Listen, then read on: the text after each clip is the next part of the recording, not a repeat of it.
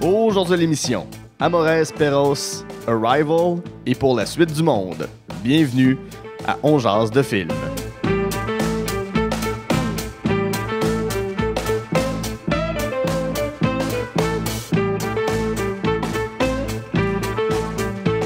Bonjour à tous et à toutes, c'est Guy à Saint-Cyr, On jase de film. La formule est bien simple, je m'entretiens avec un ou une invitée de ses goûts en matière de cinéma. Ensemble, on passe en revue 3 coups de cœur, une déception et un plaisir coupable. Ce sont les goods, the bad and the ugly de la cinéphilie de mon invité. Et aujourd'hui, je suis très heureux de recevoir l'humoriste, comédien, militant écologique, mais avant tout, mon bon ami et ancien collègue de l'École nationale de l'humour, Danae Audet-Beaulieu. Danae, comment tu vas? Ça va, Guilla? Yes! Bon. Au courant de ta carrière, Danae, on a pu te voir dans Lancer Compte, dans les Lavigueur, la vraie histoire. Tu faisais le petit frère Lavigueur. Oui, je faisais Michel. Michel, Ouais. le plus jeune. Oui, exactement. Ouais. C'était le plus jeune. Ouais, t'as été dans le film Pour toujours les Canadiens, ce joyau de notre cinéma. Il repasse à chaque année à TVA ou ben, sur d'autres canaux spécialisés. Fait que vous pouvez pas le rater, tu sais. Mais non, hey, faut pas. Ben, c'est pas grave si tu le regardes pas. Au moins une année, faites l'effort. Mais comme, ouais, c'est un effort. Non, c'est pas vrai. C'est pas un mauvais film. C'est juste que c'est un film familial. Fait que, tu sais, Oui, c'est ça. plus oui, pour oui. vos enfants, Exact. messieurs, Puis, dames, qui écoutez le podcast. Comme on a dit, t'es militant écologiste. Dans tes numéros d'humour, tu allies l'écologie et ta passion pour l'humour. Avant qu'on entre dans ta liste, je veux savoir, c'est quoi les films qui ont marqué ton enfance? Moi, c'était tout. Avec quoi t'as grandi? Tout du Jim Carrey, là, Ouais. vraiment. Ben, tu sais, aussi, comme tout le monde, là, tu sais, nos parents nous achetaient des VHS de Disney pis ces affaires-là. Les grosses tu sais. cassettes blanches. Oui, il y en avait une qui était blanche. La plupart, c'était des cassettes standards, là. C'est quoi ça, c'est gros? Ah non, c'est vrai, Oui, tu parles... le boîtier. Ouais, le boîtier, ouais, exactement. Le gros les boîtier les blanc. Mighty Ducks, là, le boîtier des Mighty Ducks, là, il était pas beau à voir. Là, on l'avait brisé. Je pense qu'on l'avait réparé avec du tape à hockey. On le regardait. Ben, en ça maudit. fit. Ah oui, c'était parfait, là. C'était comme Tu peux même plus l'ouvrir, vous l'aviez tapé tout le long, ça rendu une tape à poque à la fin. On se garnotait ça dans le cours avec mes C'était frères. pas loin de ça, pour vrai. Là. Non, mais j'ai regardé beaucoup de films quand on était jeune, tu sais, puis c'était beaucoup des films de sport, Ouais. des films drôles, puis Jim Carrey, là, moi, là, je capotais, là, tu sais, Oh, c'est ouais. vraiment Ben, mon idole. là. T'as une face qui rappelle Jim Carrey. Tu fais des faces et des grimaces qui rappellent Jim Carrey. Puis Sur scène t'as aussi. beaucoup nourri ça Ouais. au courant de ta carrière d'humoriste. Ouais, sur scène, à l'école de l'humour, puis tout ça. Ça paraît l'influence que ce gars-là a eu sur toi. Ah, vraiment, à 100%. Puis, tu sais, comme moi, quand j'étais jeune, je savais pas qu'il avait déjà fait du stand-up et tout ça. Puis, c'est en vieillissant que j'ai appris qu'il avait aussi fait du stand-up. Puis, quand tu regardais son stand-up, tu fais comme, ouais, c'est pas du stand-up, c'est du Jim Carrey Ouais. sur scène, tu sais. Puis, mais c'est super bon, c'est super. C'est old school au bout, là, tu sais. Mais Ouais. j'adore ce qu'il fait. Puis, tu sais, je ferais pas des numéros juste comme lui, il l'a fait. Sauf que je m'inspire de lui, puis je le dis. Ben oui, tu t'en sais, caches pas, Je m'en là. cache Tant pas du mieux. tout, là. Puis, j'ai l'impression que ma face, elle a évolué en fonction de.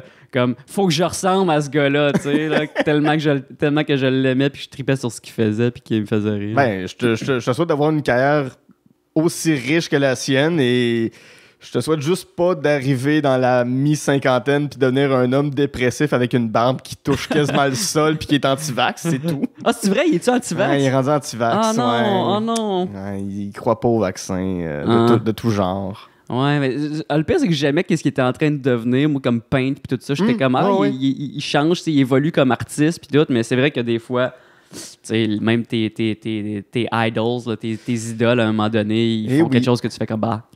Mais c'est son opinion, rendu là. Je veux dire, comme, fais-toi pas vacciner si tu veux. T'es multimillionnaire, t'es dans ta tour d'ivoire. C'est comme. Oui, c'est ça. Je sais pas ce que ça. J'ai pas l'impression qu'il voit grand monde. Non, exactement, de toute façon. C'est ça que je me dis. Je pense que rendu là, il vit comme une ermite, probablement. Il fait ses œuvres d'art, fait ses petites shit. Puis, Ouais. On va s'éloigner d'être ermite pour se déplacer dans une des villes les plus peuplées du monde, à Mexico, avec Amores Perros, un film qui date de l'an 2000, réalisé par Alejandro González Iñárritu. Iñárritu qui depuis a été récompensé de moultes Oscars pour tous les films qu'il a pu réaliser. Ça met en vedette Gaël Garcia Bernal, Emilio Echeverria et Vanessa Bosch. Ça raconte quoi, Maurice Perron? C'est quoi l'histoire de ce film-là? Comment tu l'as découvert? J'en ai aucune idée. Je sais pas, on m'a dit que c'était bon. Fait que je t'ai dit, hey, c'était un de mes coups de cœur. Ah ouais, c'est ça. Ben, on m'a dit, là, je l'ai entendu dire que... Il paraît que c'est bien bon, là. Non, mais c'est comme 3 histoires, OK? Puis, pour vrai, c'est un film qui a été réalisé avec 1 million de budget en l'an 2000. Puis, juste ça, tu sais, comme les films mexicains aussi, j'aime beaucoup le cinéma mexicain, puis d'Amérique du Sud en général. J'aime vraiment comment ils traitent leur image aussi. Puis, cette histoire-là, c'est juste une très bonne histoire à la base. Mais c'est comme 3 histoires qui, finalement, comme se recoupent à la fin de tout ça. Puis, le chien, la symbolique du chien revient vraiment souvent. Puis, la symbolique de l'amour. Donc, Amores Perros, c'est amour-chienne, la traduction en français, tu sais. Puis c'est vraiment comme 2 thématiques qui se suivent tout le long. Puis à quel point ça peut être difficile, la vie, quand tu n'as pas d'argent. Puis quand puis il y a ces exemples-là. Il y a comme, on suit comme soit... je pense qu'il y a 3 couples dans le film, là, mais en fait, il y a des histoires d'amour à travers tout ça. Puis qui se recoupent éventuellement à un moment donné. Mais je veux dire, c'est assez complexe comme histoire parce qu'il y a comme 3 films en un, tu sais, au bout du compte. Mais tous les thèmes qui sont explorés, moi, c'est plus ça qui m'intéresse que l'histoire en tant que telle, parce que tous les thèmes qui sont explorés, puis le jeu des acteurs aussi qui est extraordinaire. Mais vraiment, juste le fait que quand t'es pauvre, ça veut pas nécessairement dire que t'as les bonnes valeurs, que t'as pas des bonnes valeurs, non, versus quand t'es riche, les valeurs que t'as, tu sais. Puis il y a vraiment des personnages comme le personnage, un personnage du vieux monsieur, je me rappelle plus le nom de l'acteur. Est-ce que c'est Emilio Echevarria? Oui, c'est ça, exactement. Lui, il joue très, très bien, mais son personnage est juste génial. C'est comme un sans-abri qui est amoureux des chiens, tu sais, puis un sans-abri... Il y a comme un abri, là, c'est un squatter, là, si on veut. Là, puis, genre de SDF. Là, plus, exactement, c'est ça. Puis il se fait payer pour faire des petits contrats genre des jobs de bras, là, des jobs de main. Puis à un moment donné, il s'est fait payer par un... il se fait payer par un gars qui veut faire assassiner son associé. Puis finalement, il fait juste pas le faire, tu sais. C'est aussi un des thèmes que j'ai remarqué là-dedans, c'est comme il y a pas de loi vraiment, tu sais, comme tu sais, dans la vie de tous les jours, là, tu sais, oui, il y a des lois puis tout ça, sauf que si tu veux pas les respecter, ces lois-là, tu peux ne pas les respecter. Puis c'est vraiment ça, là. À un moment donné, il y a des combats de chiens, tu sais, il y a beaucoup la thématique du chien. La première histoire, ça tourne autour des combats de chiens. Exactement, tu sais, c'est le personnage de Gaël Garcia Bernal qui comme il trouve un chien, tu sais, puis là il se rend compte que son chien est capable de tuer d'autres chiens, puis il est vraiment bon dans les combats de chiens. Puis là, ils les amènent à des combats de chiens, puis ils gagnent. Puis à un moment donné, ils les amènent à un dernier combat de chiens, tu sais, puis le gars, l'opposant, le gars qui a le chien opposant, il voit que son chien est en train de perdre, puis il tire du gun sur l'autre chien. Sur son autre chien, puis là, c'est comme... Il n'y en a pas de loi, là. Non, il n'y en a juste pas de loi. Mais c'est déjà illégal. Un combat de chien, c'est déjà illégal, donc... Tant qu'à faire quelque chose d'illégal, va jusqu'au bout. Exactement. Puis là, tu fais comme, hey, c'est vrai, on respecte, on n'a pas besoin de respecter les lois quand il n'y a même pas de loi qui régit ça, mais comme quand tu transposes ça dans la réalité aussi, toutes les lois, c'est toutes nous autres qui les ont inventées aussi. Puis comme, c'est déconstruit. Ultimement, si tu as de l'argent, parce qu'il y a un autre couple là, qui sont comme un peu plus aisés aussi dans l'histoire, puis eux autres, c'est des multimillionnaires. Puis tu te rends compte qu'ils sont pas plus heureux, puis qu'ils crossent le système aussi. Fait que les lois, au bout du compte, tu te rends compte qu'ils servent absolument à rien finalement. Mais en tout cas... Puis son histoire... Elle, c'est l'histoire la plus comique, si on veut. Là. C'est celle qui perd son chien dans le plancher, puis elle entend son chien gratter partout, puis elle essaie de le retrouver dans son grand appartement qui a plus de fin, puis c'est une mannequin qui se retrouve paralysée. Je me souviens pas si elle est paralysée. Non, elle a un gros accident, puis comme... Oui, c'est ça. Tu sais, la job de mannequin, c'est de faire du catwalk un peu, souvent, en fait. Fait que faut que tu aies des belles jambes, puis ses jambes sont comme brisées, là, tu sais. Puis là, elle voit sa carrière qui va bientôt... Puis son mari aussi la trompe. C'est beaucoup de ces histoires-là de comme t'es riche, mais comme t'as des squelettes dans ton placard. Allô, le chat? Bonjour. Ah, il te fait des mamours. Excusez, il y a un chat, là, mais il est bien gentil. Les auditeurs réguliers le connaissent maintenant. Moi, j'adore les chats en passant, tout le monde. Je sais que j'ai fait... c'est-tu à cause que le film, c'est Amour-chienne? C'est-tu pour ça que t'es fâché? Puis il veut l'attention. Il dit, là, vous parlez des chiens, mais j'existe. Je suis là. Avez-vous vu Cats? Cats, c'est bon. Avez-vous vu Cats? Il marche pas sur les ordinateurs, mon minou. Là. Bon, ça y est. Il brise tout, là. C'est ça, c'est mon grand drame de vie. Mais c'est ça, c'est gros des drames humains, puis tu vois les différentes classes sociales à travers ça. Mais pour vrai, l'histoire en tant que telle, là, je pourrais difficilement mettre quelque chose de linéaire par rapport à cette histoire-là, justement, parce qu'elle est beaucoup entrecoupée de... Ouais. Ouais, ouch. Elle est beaucoup entrecoupée de d'autres histoires parallèles. Il y a plusieurs histoires parallèles. Là. Ouais. Pourquoi ce film-là t'a marqué? Tu focuses beaucoup sur l'aspect des différentes classes sociales, puis à Mexico, c'est disproportionné, la différence entre les nombreuses classes de la société qui peut habiter. T'es soit très, très riche, c'est une minorité, ou pauvre, jusqu'à extrêmement pauvre, j'ai l'impression, à Mexico. C'est-tu cet aspect-là qui t'a frappé? Ou... Moi, c'est ça que j'aime du cinéma, justement, d'Amérique du Sud ou mexicain. C'est comme, il arrive à faire d'excellentes choses avec peu de moyens. Parce que déjà, 1 million pour faire un film, c'est pas beaucoup. Là, pour faire un film de cette qualité-là, là, c'est vraiment pas beaucoup. Puis c'est ça qui me faisait capoter, parce que je me rappelle, moi, quand j'ai vu les premières images de ce film-là, je rentrais, j'étudiais en cinéma au cégep au collège de Rosemont. Puis je reviens de l'école, puis ma coloc, elle étudiait là-dedans aussi, tu sais. Fait que je reviens de l'école, j'ai mon sac à dos sur le dos, puis c'est ça qui joue à la télé, parce que c'était comme un des films qu'il fallait qu'elle regarde, elle, tu sais. Puis je suis même pas allé porter mon sac à dos là, dans ma chambre, j'ai rien fait, j'ai juste comme stické sur la première image que j'ai vue, puis tout le long, scène après scène, même si j'avais pas vu le début du film, scène après scène, j'étais juste pas capable. Je suis resté debout pendant 15 minutes. Puis à un moment donné, j'ai juste fait, je vais m'asseoir parce que je vais regarder avec ton sac à dos avec mon sac à dos sur le dos. Je regardais les scènes. Comme dans l'autobus, là, tu t'assois avec ton sac à dos. C'est vraiment ça. J'étais comme figé, j'étais comme... À un moment donné, j'ai réalisé, hey, j'ai encore mes bottes, j'ai encore mon sac à dos sur le dos. Ça doit être un très bon film. Fait que j'étais allé m'asseoir, puis j'ai regardé le reste du film, puis après ça, je l'ai réécouté plusieurs fois dans ma vie, parce que c'est vraiment excellent. Puis j'avais fait un travail, moi aussi, là-dessus après, un peu plus tard, par exemple. C'était pas cette année-là, mais j'ai fait un travail là-dessus parce que ça me passionnait, puis j'avais appris plein de fun facts là, sur le film, entre autres que la pellicule du film, il y avait, pour garder une espèce de grain spécial, il avait gardé le sel. Il y a comme un sel sur les pellicules. Normalement, il faut que tu l'enlèves, ce sel-là, avant de... Ça va donner une espèce de ton de surexposition très contrasté à toutes tes images. Exact, puis un grain différent, bref. Puis le réalisateur a choisi de le laisser là, en sachant que 10 ans plus tard, cette pellicule-là allait disparaître parce que le sel, il dégrade la pellicule. Fait que ça, je trouvais ça vraiment le fun aussi comme fait intéressant là-dessus. Puis je sais qu'il est coté 2 sur Mediafilm. C'est un 2. C'est un 2. J'espère qu'un jour, il va être coté 1, mais je sais pas.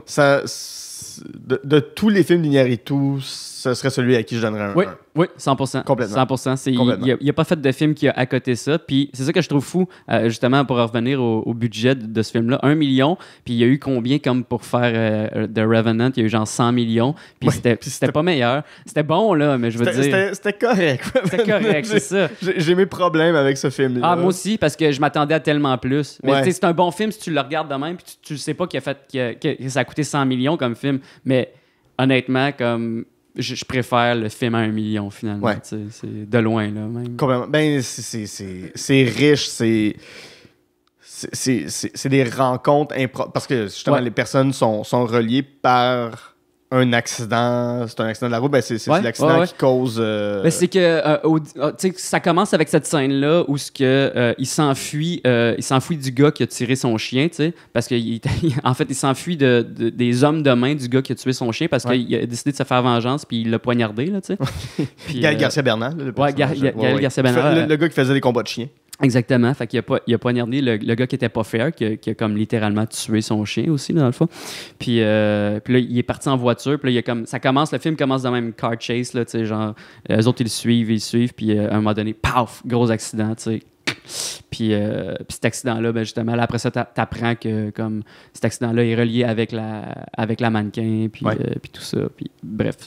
Puis il y avait d'autres films de même dans ce genre de film-là, genre Babel. Babel, mais tu sais, c'est très post-Pulp Fiction comme film aussi. Là. Tu sens l'influence que Tarantino a pu avoir sur Amores Perros. C'est sans Pulp Fiction qui raconte plusieurs histoires à des temps différents. J'ai pas l'impression que ce film-là aurait pu exister, mais tu sais, fin des années 90, début 2000, tout le monde essayait de faire du Tarantino, puis c'était toujours très mauvais, puis Iñárritu est juste arrivé, puis c'était comme... C'est la meilleure façon de faire du Tarantino sans en faire, ouais. sans que ça ait l'air d'une parodie ou d'une copie. Ouais. Ouais, puis tu sais, c'est pas des des plans aussi léchés que Tarantino non plus, puis c'est ça que j'aime aussi, c'est quand même raw, puis j'aime le travail de l'image qu'ils ont fait aussi, puis comme vraiment tu y crois au personnage là, à 100%, là, les acteurs sont tellement bons là, là-dedans, puis tu sais, c'est sûr que je parle pas la langue, là, fait que j'ai l'impression qu'ils jouent pas faux, là, mais tu sais, comme Gaël Garcia Bernal, c'est clairement... il a quand même prouvé qu'il était assez bon comme comédien. Il est assez bon, là, ça va, là, tu sais. Il peut jouer dans à peu près toutes les langues, puis il est bon. Exactement, en plus de ça, tu sais. Mais tous les autres comédiens, tu y crois tellement, puis tu te dis, genre, t'as vraiment l'impression que ces gens-là existent pour vrai, puis c'est aussi avec les maquillages, puis les costumes, puis tout ça, t'as toute l'impression... Tout a l'air tellement vrai, puis crédible, pour vrai, là, c'est ça que je trouve fou, puis les dialogues sont toujours importants. Il n'y a pas de passe-moi le beurre, il n'y a pas d'affaire de même. Les dialogues sont constamment importants, sont chargés. Les gestes, il n'y a pas de gestes laissés au hasard. Non, tout est là. Puis il y a beaucoup de symbolique. C'est comme juste la scène où il s'en va poignarder le gars, il porte un chandail de Scream. Là, c'est vrai. C'est drôle. Ça fait longtemps que je l'ai vu. Mais ça, oui, il y a plein d'ironie dans le film. D'ironie? Ben, l'ironie, justement, de porter un chandail de Scream pour aller tuer... sont tous un peu pris dans les mêmes situations que leur chien ou que le chien qui les accompagne. Là. Aussi, exactement. Ouais. Je me demandais, parce que c'est un film sur des... Au final, ça reste des rencontres improbables. Là. C'est un événement qui relie 3 personnes. Toi, dans ta vie, as-tu déjà eu une rencontre que tu considères un peu accidentelle, mais qui t'a transformé, qui t'a changé? C'est une bonne question, ça. Faudrait que j'y pense là, pendant longtemps parce que ça me vient pas de même, mais crime accidentel. Ou tu sais, des gens que t'as pu rencontrer en disant jamais j'aurais cru rencontrer quelqu'un de même, mais quelle belle rencontre ça a été. Ouais, ben ça, il y en a plusieurs. Ouais. Il y a plein de gens comme ça. C'est juste que vraiment que ça a changé ma vie. Là. Je peux pas te dire, honnêtement, parce que c'est beaucoup aussi des gens... Il y a plein de gens qui ont changé ma vie puis qui le sauront jamais aussi, là, tu sais, là, puis que j'ai juste comme... Je me suis juste inspiré d'eux autres ou... mais non, je peux pas... C'est tellement plate de ne pas avoir de réponse comme « Oui, voici! » Ben oui, j'ai vécu cet accident. J'aimerais la remercier, d'ailleurs. Non, je sais vraiment pas, pour vrai. C'est vraiment... je vais y aller, si ça te dérange pas. Écoute, on fera... c'est tout pour l'épisode d'aujourd'hui. Cue générique de fin. Je suis désolé. Très mauvais invité. Non, Par contre, je vais y repenser d'un coup que ça me pop. Ouais. Par contre, en réfléchissant à ce film-là, qui est quand même relié par un accident, un accident qui ampute la vie de certaines personnes carrément, je me suis souvenu que tu avais fait... toi, tu viens de l'Estrie. Ouais. Puis j'ai repensé à quand tu avais fait un show pour venir en aide aux gens aux victimes de l'accident de train du Mont-Mégantic. Ouais. Qu'est-ce que cet événement-là t'a fait? Parce que ça reste ton coin de pays. Puis j'imagine que tu connais des gens qui ont été touchés par cet événement-là, de près ou de loin. Donc, de monter un spectacle. C'était quoi l'importance de monter un spectacle? Ben, moi, j'avais participé au spectacle. J'avais pas monté. Mais en gros, moi, en fait, c'est comme... Déjà, j'étais déjà environnementaliste là, avant cet événement-là. Mais cet événement-là a juste confirmé qu'il fallait que je défende cette cause-là. Mais comme... Puis tu sais, mon petit frère, il était là-bas, genre, il était pas à Mégantic, là, mais il était comme l'autre bord du... Il était pas dans le lieu d'accident, mais il était comme l'autre bord du lac, puis il a vu l'explosion de l'autre bord du lac. Wow.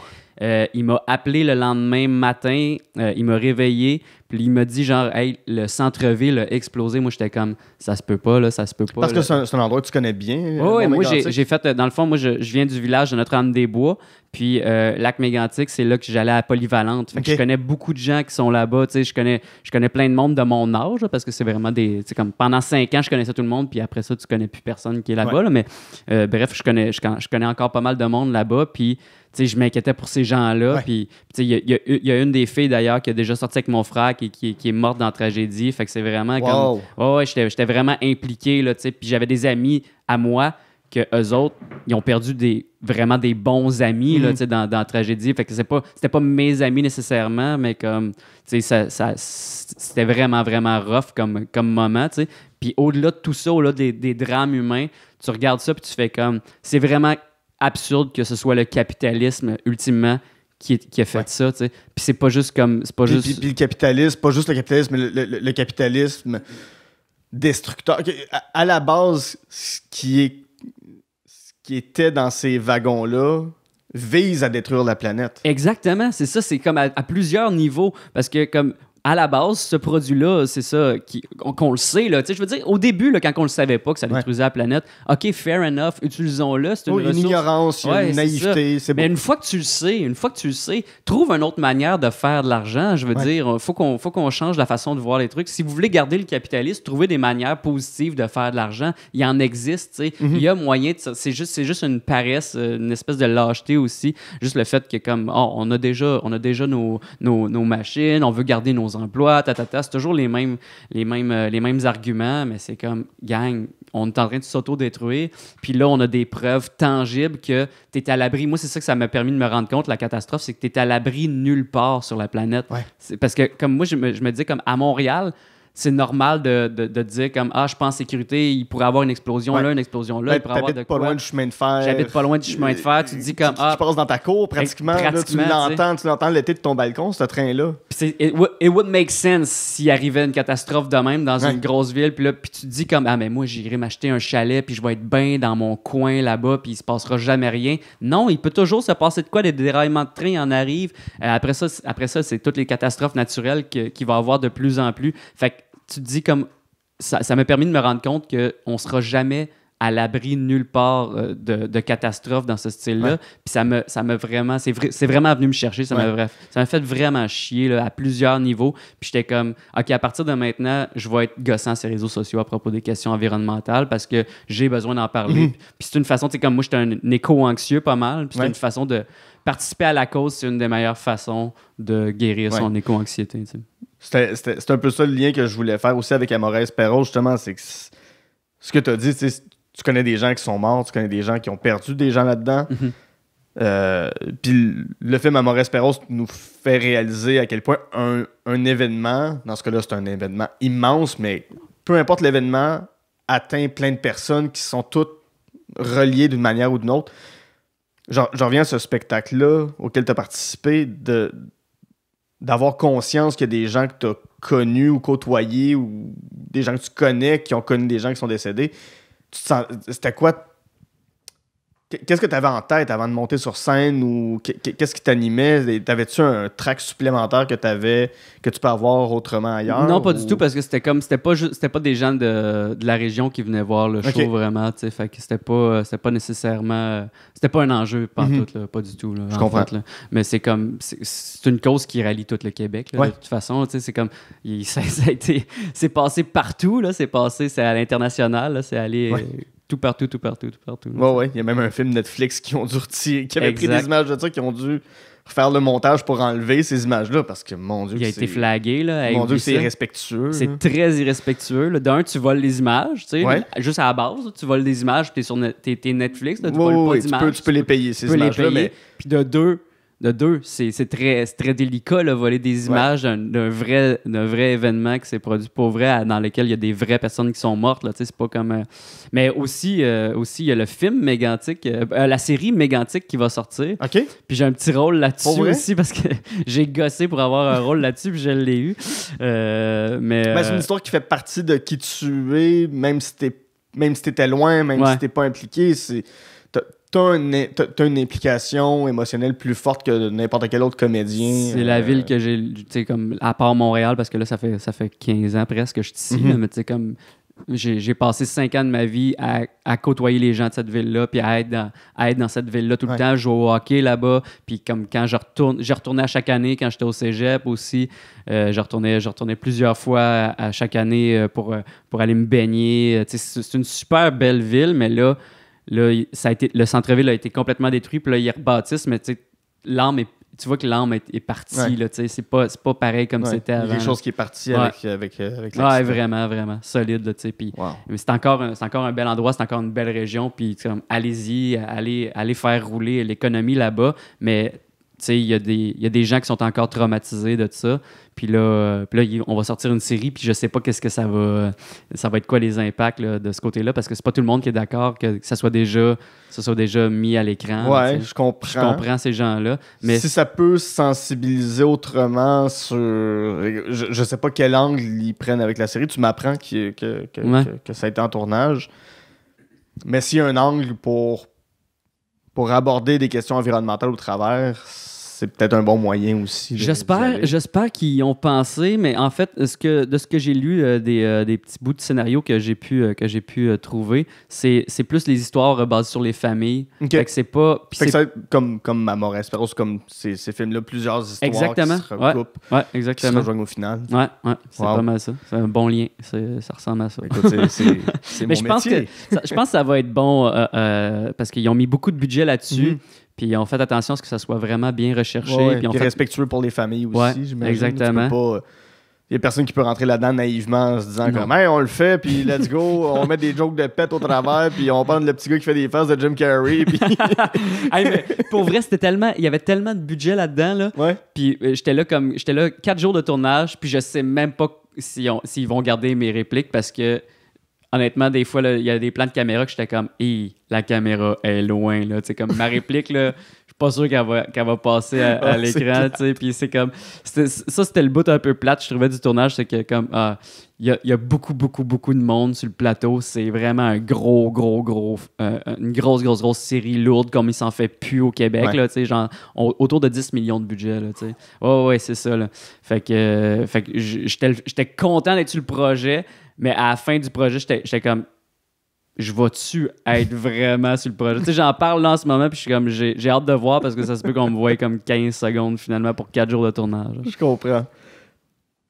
On va passer à ton deuxième coup de cœur, Oui. qui est Arrival, un film de 2016 réalisé par le Québécois Denis Villeneuve, qui met en vedette Amy Adams, Jeremy Renner, Forrest Whitaker et Michael Stuhlbarg.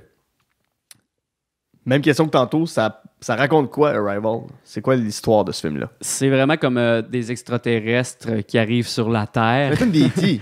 C'est comme des E.T. tu sais. C'est comme des petits. Mais moi, je trouve que c'est un bon film d'extraterrestres. tu sais. T'es-tu Puis- un fan de ce genre d'histoire-là? Moi, j'ai jamais été fan de films d'extraterrestres en tant que tel.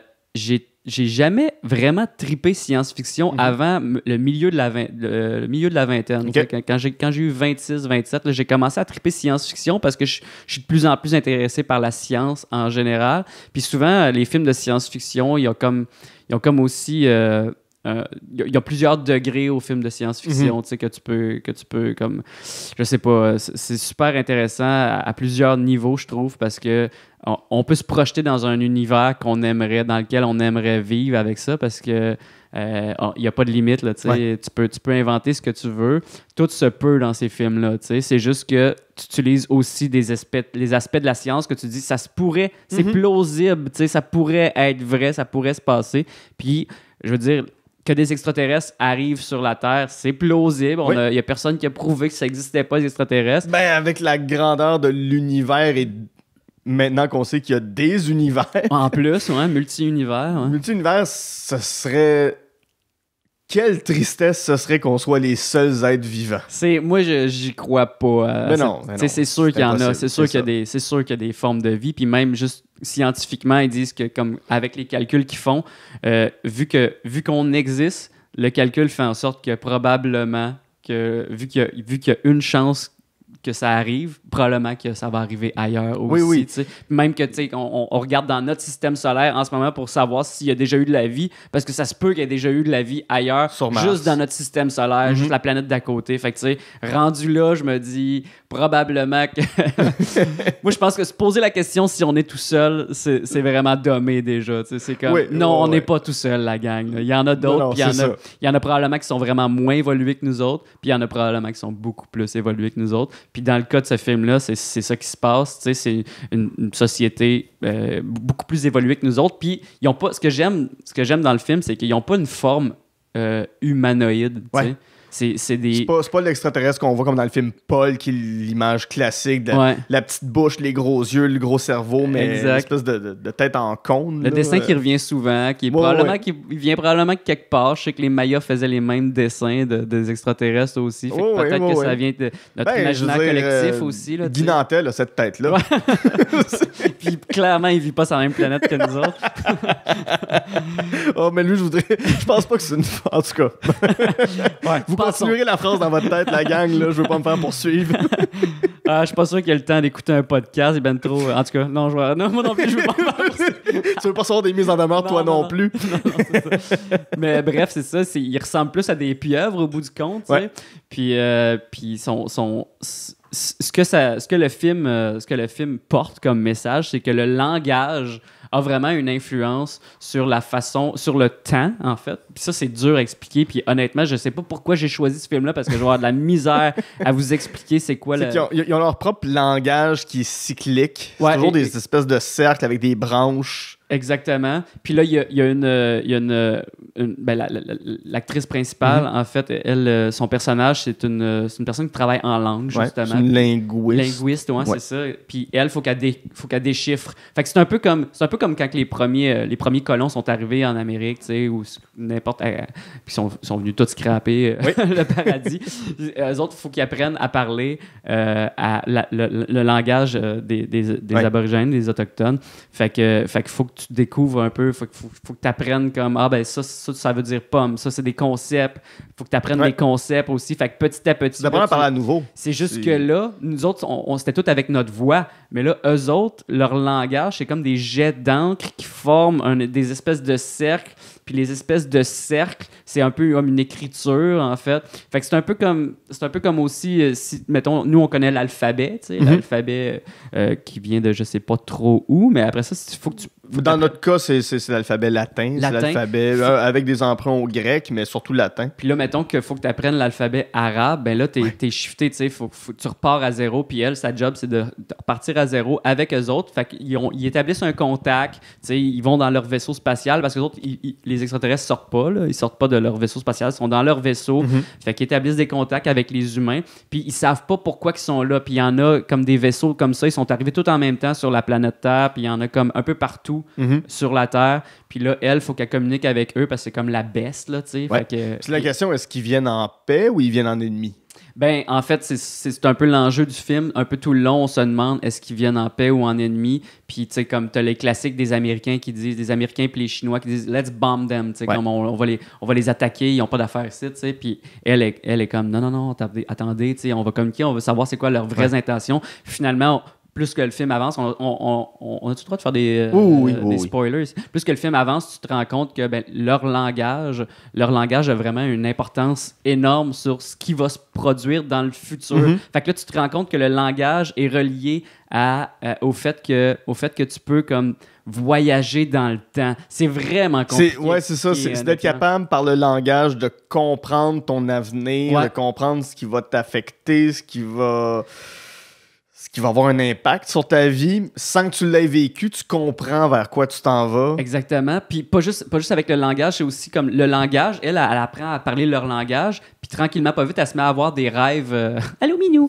Elle se met à avoir des rêves complètement fuckés, genre, mais des rêves qui ont l'air tellement, tellement, tellement réels. Puis tranquillement, pas vite, ces rêves-là, tu te rends compte que probablement qu'elle vit dans plusieurs... Tu sais, c'est pas juste des rêves, c'est d'autres vies qu'elle vit, elle aussi. Puis il y a comme une histoire d'amour à travers ça. Puis moi, je pleure à chaque fois. Pour vrai? Ouais, pour vrai. À chaque fois que je le regarde, je braille parce que je suis comme c'est tellement une histoire d'amour qui est pas une histoire d'amour, mais que, tu sais, tout le long du film, t'as pas l'impression que c'est une histoire d'amour. Puis à la fin, ça te hit, là. Tu fais comme, oh my God, c'est fou ce qui est en train d'arriver. Tu sais, comme, tu comprends. J'ai pas mal tout compris à la fin du film, mais c'est tellement difficile à expliquer. C'est tellement intense comme film. C'est le genre de film, surtout les films de science-fiction, c'est les genres de films qu'il faut que tu regardes plusieurs fois avant de comprendre quelque chose, là. Puis moi, je pense que j'ai pas tout compris le film, mais j'adore vraiment chaque minute de ce film-là. C'est le personnage, on va divulgacher un peu, mais le personnage d'Amy Adams comprend que si elle prend un chemin en particulier dans sa vie, ce chemin-là va l'amener à vivre un grand drame. Ouais. mais c'est un chemin qu'elle est prête à prendre Exactement. quand même. Exactement. Elle est prête à souffrir, mais ce chemin-là va lui amener quand même énormément de bonheur. Exactement. Elle sait, on le divulgage-tu ou pas? Ou... Rendu là, allons-y. Dans le Là, fond, puis c'est ça, en fait, les auditeurs qui l'ont pas vu, vous pouvez avancer de quelques minutes. Ouais, exactement. Dans le fond, c'est parce que on apprend au fil du film. Puis d'ailleurs, le film est construit un peu de cette manière-là, de genre de pas nous donner les punchs tout de suite dans la vie, tu sais. Fait que on apprend au fil du film que sa fille, c'était-tu sa fille? Ouais, elle va avoir une fille. Elle va avoir une fille dans puis quelques années. Elle va avoir une fille dans quelques années avec justement le gars qu'elle a rencontré sur cette espèce d'activité-là, d'aller parler avec les extraterrestres. Cette activité. Cette activité. Mais, tu sais, au début du film, sa fille est déjà morte. C'est super bizarre. C'est comme, elle vit déjà un drame au début du film. C'est ça, mais qu'on comprend que ça se passe plus tard. En tout cas, mais ça, c'est que sa fille, qu'elle va avoir avec le personnage de Jeremy Renner, sa fille va avoir un cancer, je pense, à l'adolescence. Ouais, exactement. Puis elle va pas réussir à la non, c'est ça, elle va perdre sa fille, mais elle se dit, je veux quand même l'avoir, cet enfant-là. Ouais, exactement. Puis je le sais qu'elle va mourir en bas âge, mais regarde. Puis elle sait ça, puis elle accepte quand même de faire ce chemin-là, Ouais. puis de refaire les mêmes, pas les mêmes erreurs, les mêmes choix, en fait. Là. Mm-hmm. Puis, mais c'est ça, c'est une belle leçon de vie aussi, une belle leçon de politique aussi, comme comment qu'on gère ça, les extraterrestres, s'ils arrivent sur Terre, s'ils sont là pour nous aider en plus, est-ce qu'on attend, est-ce qu'on est capable d'être patient pour savoir qu'est-ce qu'ils veulent exactement? Mais c'est ça là, pour nous faire du mal. Regarde, on va faire un parallèle avec le colonialisme. Ouais. La gang à Christophe Colomb, ça n'a pas pris beaucoup de temps avant qu'ils attaquent les peuples autochtones. Non, c'est ça, exactement. Ils sont arrivés, puis regarde, let's go, on rentre, puis on tue, on viole, on prend tout ce qu'on peut, puis on s'en va. Puis on va laisser quelques personnes au passage pour qu'ils peuplent encore plus. Si jamais il y a des extraterrestres qui arrivent, puis qui nous visitent, puis qui veulent nous faire la même affaire, ça sera pas long, là. Non, c'est ça, exactement. Ça, je me dis, moi... Ils ont la technologie pour venir ici. Ils ont la technologie pour nous détruire ultra rapidement puis prendre possession de la planète. On est de la vermine, là, pour eux autres. Là. Oui, c'est ça. Si t'arrives jusqu'ici, là, c'est comme, ça va, là. Technologiquement, t'es plus fort que nous autres. Oui, et c'est de nous prendre pour des personnes beaucoup plus grandes que ce qu'on est, de croire qu'ils vont peut-être pas faire... Les humains, on s'en fout, on parle avec les chats. Oui, on parle exactement. avec les chiens. On parle avec les vaches, les fourmis. Bernard Werber, c'est ça qu'il dit, là, c'est comme dans ses livres, c'est genre, je suis pas sûr les extraterrestres voudraient nous parler à nous autres, ils parleraient sûrement plus aux fourmis, elles sont bien plus évoluées que nous autres. C'est ça, à qui ils vont essayer de parler? Ouais. Vous le savez pas. Non, c'est ça. Ils vont peut-être faire comme... Les fourmis sont beaucoup plus intelligentes, on va être comme... Ben, on a OD. Comme, non, on est plus intelligent, on a fait OD. Justement. Ça fait longtemps que les fourmis regardent plus OD. Non, c'est clair, là, c'est pour vrai. Puis c'est vraiment un film intelligent à ce niveau-là pour justement comme comprendre un peu une relation qu'on aurait avec les extraterrestres, puis quelle erreur qu'il faut pas faire, puis quelle marche à suivre. C'est quoi notre marche à suivre aussi? Puis ultimement, on se rend compte dans le film qu'ils sont là pour venir nous aider parce qu'ils savent que dans le futur, notre société va les aider pour une autre affaire. Fait que c'est vraiment intéressant. Si je te pose la question, tu rencontres ces extraterrestres-là qui te donnent la possibilité de voir de voir l'avenir avec les multiples choix que tu pourrais faire. T'acceptes-tu d'avoir ce don-là ou ça devient une tare? Moi, je l'accepte. Ouais? Ouais. Tu veux savoir, malgré les peines que ça pourrait te créer? C'est pour ça que ça me fait pleurer aussi, ce film-là. C'est parce que, justement, que tu sais qu'est-ce qui va s'en venir, tu sais qu'il va y avoir des drames, tu sais que tu connais, on va tous vivre des drames de toute façon, puis il faut juste comme surfer sur la vague puis vivre notre vie de cette façon-là, tu sais. Mais ultimement, je voudrais pas me gâcher la surprise. Ouais. Mais comme si ça serait très difficile de dire non. Ouais. Quand tu as la possibilité de le voir là, tu sais, comme ce serait très difficile de dire non. Moi, l'idée de savoir toutes les filles avec qui je vais être, puis toutes les fois où je vais avoir des peines d'amour, puis toutes les fois, tu sais, si j'ai un enfant un jour, puis que cet enfant-là meurt, de savoir... Je pense que je veux pas le savoir. Ouais, je comprends. Non, mais je suis bizarre de vouloir ça. Je pense que la plupart des gens veulent pas le savoir, mais moi, ça serait trop difficile de dire non, je veux pas le savoir. Ouais. Je pense qu'au début, je dirais non, puis à un moment donné, je ferais comme c'est quoi, je veux juste checker. Je veux juste checker, tu sais. Mais c'est que tu vois la mort de tes parents, tu vois la mort de tes proches, tu vois ta propre mort, c'est gros, là. C'est pas petit comme pouvoir, je sais. comme La don. plupart des gens diraient non, mais moi, je suis comme en paix vraiment avec la mort, ma mort, la mort de tout le monde avec la fatalité que je connais, parce que je suis comme, on va tous mourir. Puis, juste d'un côté environnemental, c'est comme, un côté biologique aussi, c'est correct de mourir parce que ça laisse de la place aux autres, tu sais, ça laisse de la place aux prochains. C'est toujours ça, c'est comme les arbres meurent, il y en a des nouveaux qui poussent, les animaux meurent, puis ça nourrit d'autres animaux. Je suis une page sur Instagram qui s'appelle Nature is Metal, puis je vous la suggère à tous, mais c'est très raw, là. C'est des animaux qui mangent d'autres animaux. Okay. Les descriptions sont toujours très claires de... Voici comment la vie fonctionne, tu sais. Ouais. C'est pas... L'animal n'est pas en train de dire la vie est injuste quand il est une proie, tu sais. Ultimement, son travail dans la vie à une proie, c'est d'être mangé pour nourrir un prédateur. Puis le prédateur, quand il meurt, il se décompose, puis il nourrit les plantes, tu sais. Puis c'est pas mal ça. C'est un cycle, c'est un cercle. C'est le discours de Mufasa dans le Roi Lion. Exactement. Mais oui, mais le pire, c'est que c'est bien basique, là, tu sais. Tu peux expliquer ça à des enfants, puis ils vont comprendre. Puis moi, depuis ce temps-là, depuis que j'ai compris que la mort, c'est plus un renouveau, c'est plus une autre vie. Puis il y a aussi le fait que, ultimement, j'ai comme des croyances un peu de réincarnation, tu sais. Okay. Je me dis que je suis un peu athée, là, c'est-à-dire que ou agnostique, là, plus, là, c'est-à-dire que j'ai pas une croyance vraiment précise, mais j'aime croire qu'on se réincarne dans la vie, fait que ton âme va retourner à quelque part d'autre, que ce soit dans un animal ou que ce soit dans un autre humain. J'ai vraiment cette croyance-là, mais je mettrai jamais ma main au feu là-dessus. Là, le chat, donne-moi ça. Merci. Je joue avec mon couvercle. Oui, avec le couvercle de ta gourde, de ton thermos. Ouais, non, j'adore les chats en plus. Ben oui. Oh, surtout celle-là. Mais très, très philosophique aujourd'hui. Je reviens un peu au niveau de la communication avec Arrival.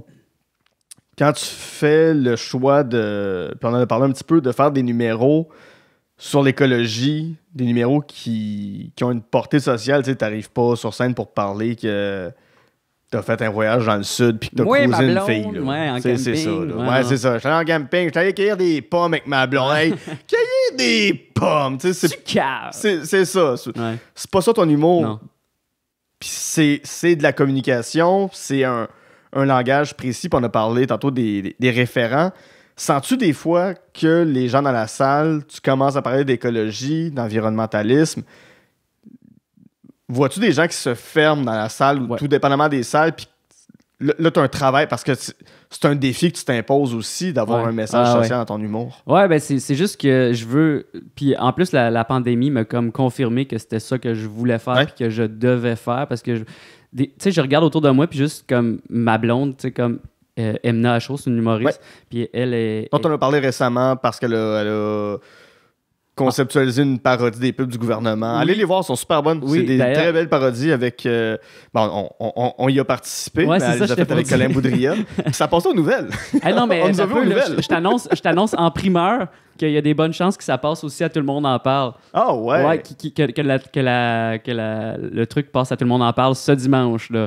Fait que au moment où ce que vous écoutez ça, messieurs, dames, ben, c'est déjà passé. Depuis longtemps, je pense que c'est plus sur tout.tv. Exactement. Exactement.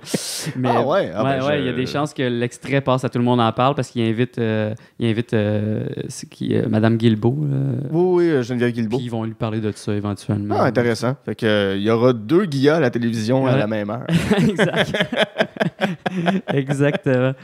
Mais, ouais, super. Mais c'est ça, de travailler pour que le public t'adopte, même si ton sujet et ton thème, c'est pas des thèmes communs, c'est pas des thèmes ordinaires. Ouais, c'est vrai. C'est vrai que des fois, je travaille, mais comme les gens qui sont d'accord avec moi puis qui trouvent que c'est important, il y en a de plus en plus, ça, j'ai remarqué.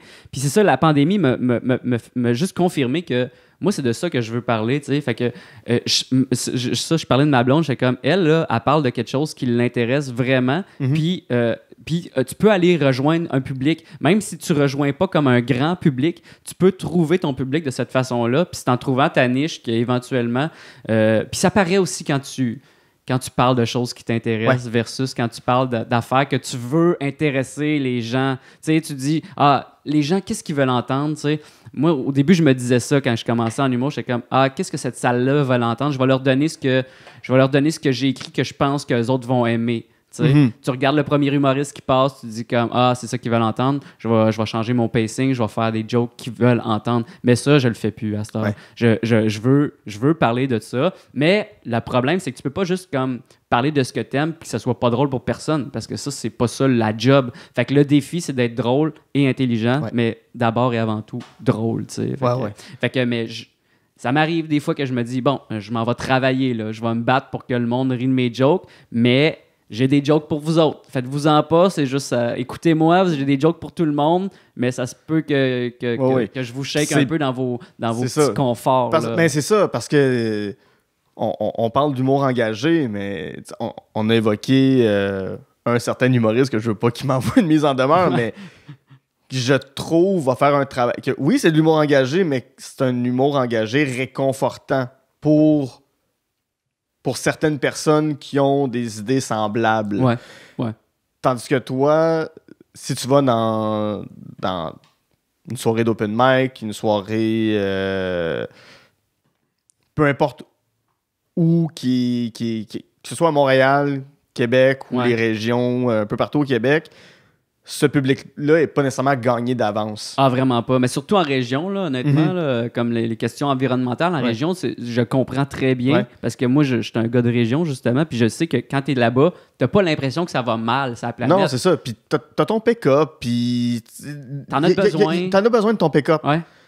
Ils sont, tu sais, dernièrement... Tu peux pas faire du vélo là, avec ton voyage de gravel. Là. Non, c'est ça. Tu sais, dernièrement, il y a une députée de Québec solidaire, Émilie Lise Lessard-Terrien, qui est en Abitibi-Témiscamingue, qui a eu un accident avec son pick-up. Elle a fait une sortie de route avec son pick-up, puis le parti d'Éric Duhem s'est moqué d'elle en disant comme elle a un pick-up pour un parti qui se dit environnementaliste.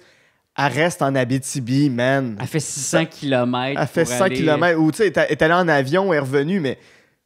Cette femme-là est aussi agricultrice. Ouais, c'est ça. Ça se peut qu'elle ait un pick-up. Puis si un jour, il y a un pick-up électrique qui fonctionne bien, puis qui est pas trop polluant, ça se peut, puis qui coûte pas la peau des... qui coûte pas la peau des yeux. Ouais, c'est ça. Ça se peut qu'elle fasse la transition vers ce pick-up-là, mais pour l'instant, l'offre n'est pas là. Tu sais, ça se peut qu'il y ait des gens qui aient besoin de pick-up, c'est pas ça l'enjeu. C'est de la petite politique, là, c'est ça. Mais c'est souvent ça. C'est vrai que, tu sais, comme moi, j'étais un écolo, mais comme ultimement, j'ai pas d'argent pour m'acheter un char électrique. C'est ça que je voudrais, là, un char électrique, mais même là, les voitures électriques, c'est vraiment pas la panacée. Là. Les voitures, en général, c'est polluant pour les transformer, pour les faire, puis tout. Puis comme, je pense que l'important, c'est d'être conscient de ça, puis faire les choix que tu peux faire. Mais comme en ce moment, j'ai une voiture à essence parce que faut que j'aille à des shows, faut que je travaille, tu sais. Puis c'est ça qui est gossant dans le système dans lequel on est, c'est que on est tellement, notre système est tellement fait pour la voiture que c'est difficile comme choix de faire le choix de ne pas avoir de voiture. Fait que je fais d'autres choix. Comme j'aime beaucoup la viande, mais à cette heure, je suis pratiquement végétarien parce que 100%, parce que je suis conscient de ça puis j'en parle dans mes shows. Mais tu sais, comme c'est pas un sujet, c'est un sujet qui est quand même facile d'approche. T'sais, tout le monde connaît du monde qui sont végétariens. Oui, maintenant, oui. C'est juste que c'est pas original, mais moi, j'amène l'aspect environnemental là-dedans qui est original. Non, c'est ça. Justement, je suis allé 2 fois cette année à Rouyn-Noranda, puis il y a des restaurants végétaliens, il y a des épiceries. C'est pas vegan, mais il y a des épiceries fines aussi. Tu sais, c'est rendu partout. Là. Tranquillement, pas vite, on est en train de... Parce que c'était ça avant, là, tu sais. C'est comme c'était dans le temps de nos grands-parents, là, je veux dire, le vrac, là, on vient pas d'inventer ça, là. Le vrac, là, c'était ça, là, avant, là, tu sais. Tu prenais tes pots, puis tu allais acheter ton beurre, puis c'était bien correct de même, tu sais. Ça faisait moins de plastique, mais je pense qu'on est en train de comprendre là, que le plastique, c'est pas une bonne idée, là. C'est pas une bonne vraiment, non. Puis tu le sens-tu quand le public... switch de bord. Ça doit être une satisfaction de voir. Là, on s'est compris. Là, on a eu la discussion. Puis là, je le vois que j'ai zé. Là. Ouais. Ben, en fait, de plus en plus. Parce que là, je comprends comment faire passer mes messages plus sans rendre le public coupable. Ouais, parce que tu veux pas avoir l'air moralisateur non plus ça, quand tu fais ça. Puis c'est tellement facile de tomber dans la morale, même si tu veux pas, là. C'est comme... moi, j'ai des choses à dire, puis je veux les dire, mais comme comment faire pour le faire? Fait que là, tu ramènes ça plus vers toi. Ça, c'est un des trucs universels que tous les humoristes connaissent. Là. Tu ramènes ça plus vers toi. Tu dis, moi, je suis comme ça, même si c'est pas nécessairement vrai, mais tu dis, moi, je suis comme ça. Ou ce que tu peux faire, c'est complètement inventer une histoire. Comme moi, présentement, le numéro que je travaille, c'est comme... J'explique le fait que j'ai planté un arbre, puis je le vois comme mon enfant. Ouais. Fait que, tu sais, ultimement, je suis pas très engagé dans ce numéro-là, mais au moins, je passe des petits messages à travers le numéro, à travers les jokes, je passe des petits messages par-ci, par-là, que... T'as pas besoin de... Tu te sens pas mal si tu fais pas la chose que je dis, que je prône, mettons. Que je fais les choses que je prône, ouais. Le Danaï qui plantait des arbres. Il plantait des arbres. C'est vers là que je me dirige. C'est un bon film, d'ailleurs. C'est un très beau film. Des arbres, là, c'est vraiment un merveilleux film. Ouais. On va passer à ton troisième coup de cœur, qui est un coup de cœur pour moi aussi, pour la suite du monde. Film de 1963 de Pierre Perrault. Dans lequel on rencontre l'incroyable Alexis Tremblay, le vieux monsieur, je sais pas comment on appelle les gens de l'île aux coudres, là. Je connais pas le gentilé, mais les coudrés, je sais pas. On va dire les insulaires. Les insulaires de l'île aux coudres. Et la famille Harvey, c'est principalement eux qu'on suit dans ce film-là. Qu'est-ce qu'on voit dans Pour la suite du monde? Pourquoi c'est important, ce film-là, pour toi? Moi, je t'explique un peu le contexte de quand j'ai vu ce premier film-là. OK, moi, je viens des régions, tu sais, le cinéma que j'ai vu, c'est du cinéma mainstream pour la plupart. J'ai pas regardé... On en a parlé tantôt, Jim Carrey, compagnie. Exactement, tu sais, c'est des affaires qu'il y avait au club vidéo du coin aussi, tu sais. Fait que j'ai pas vu de film d'auteur dans ma vie. Je me suis dit, hey, j'aime ça le cinéma, je m'en vais étudier en cinéma, je m'en vais au cinéma au collège de Rosemont, tu sais. Puis un matin, probablement lendemain de veille, on regarde un film, puis c'est ça notre cours, tu sais. On s'en va regarder un film, puis pas sur une petite télé, là, on s'en va écouter un film dans la salle de projection. Fait que sur le grand écran. Sur grand écran, puis c'est Pour la suite du monde. Moi, quelle heure? Il doit être 8h30, là. OK. Ouais, Hangover, 8h30 le matin, là, probablement. Je dis Hangover, je m'en rappelle plus, là, mais les chances sont très bonnes. Ouais. Au cégep. Puis, bref, je regarde le film, puis de A à Z, j'étais passionné par ce qui se passait, parce que c'est du cinéma direct, là. Fait que eux autres sont arrivés là avec... c'est un des premiers films de cinéma direct, là, je pense, au Québec. Là. Oui, le premier, c'est Les Racketteurs en 59, puis on est en 63. Fait qu'on n'est pas loin de là. Puis, c'est un des premiers films de Pierre Perrault, un des premiers longs-métrages de Pierre. J'ai dit Pierre Perrault, mais Michel Brault. aussi Michel Brault, là. C'est une co-réalisation. Exactement. Fait que bref, tu sais, j'arrive là, puis je regarde ce film-là, puis vraiment, là, c'est intéressant de A à Z, même si tu as l'impression qu'il se passe pas grand-chose, mais la quête principale est tellement forte. Tu veux tellement voir la fin de ce film-là, tu sais. Puis c'est un documentaire, là, tu sais, c'est pas une fiction, là, mais les personnages sont tellement attachants. Sont plus grands que nature. Alexis, exactement. Sa parlure, leur accent, c'est beau. Il y a une poésie dans le langage. Il n'y a plus personne qui parle comme ça aujourd'hui. Exact. Puis c'est aussi que, tu sais, c'est comme ouvrir... C'est comme, les archéologues. Ouais. C'est comme trouver comme une patte de dinosaure, là, parce que tu fais comme, hey, ça, là, ça arrivera plus jamais, ces moments-là dans la vie, là. Ouais. C'est comme, tous les moments qui se passent dans ce film-là ont déjà existé et n'arriveront plus jamais.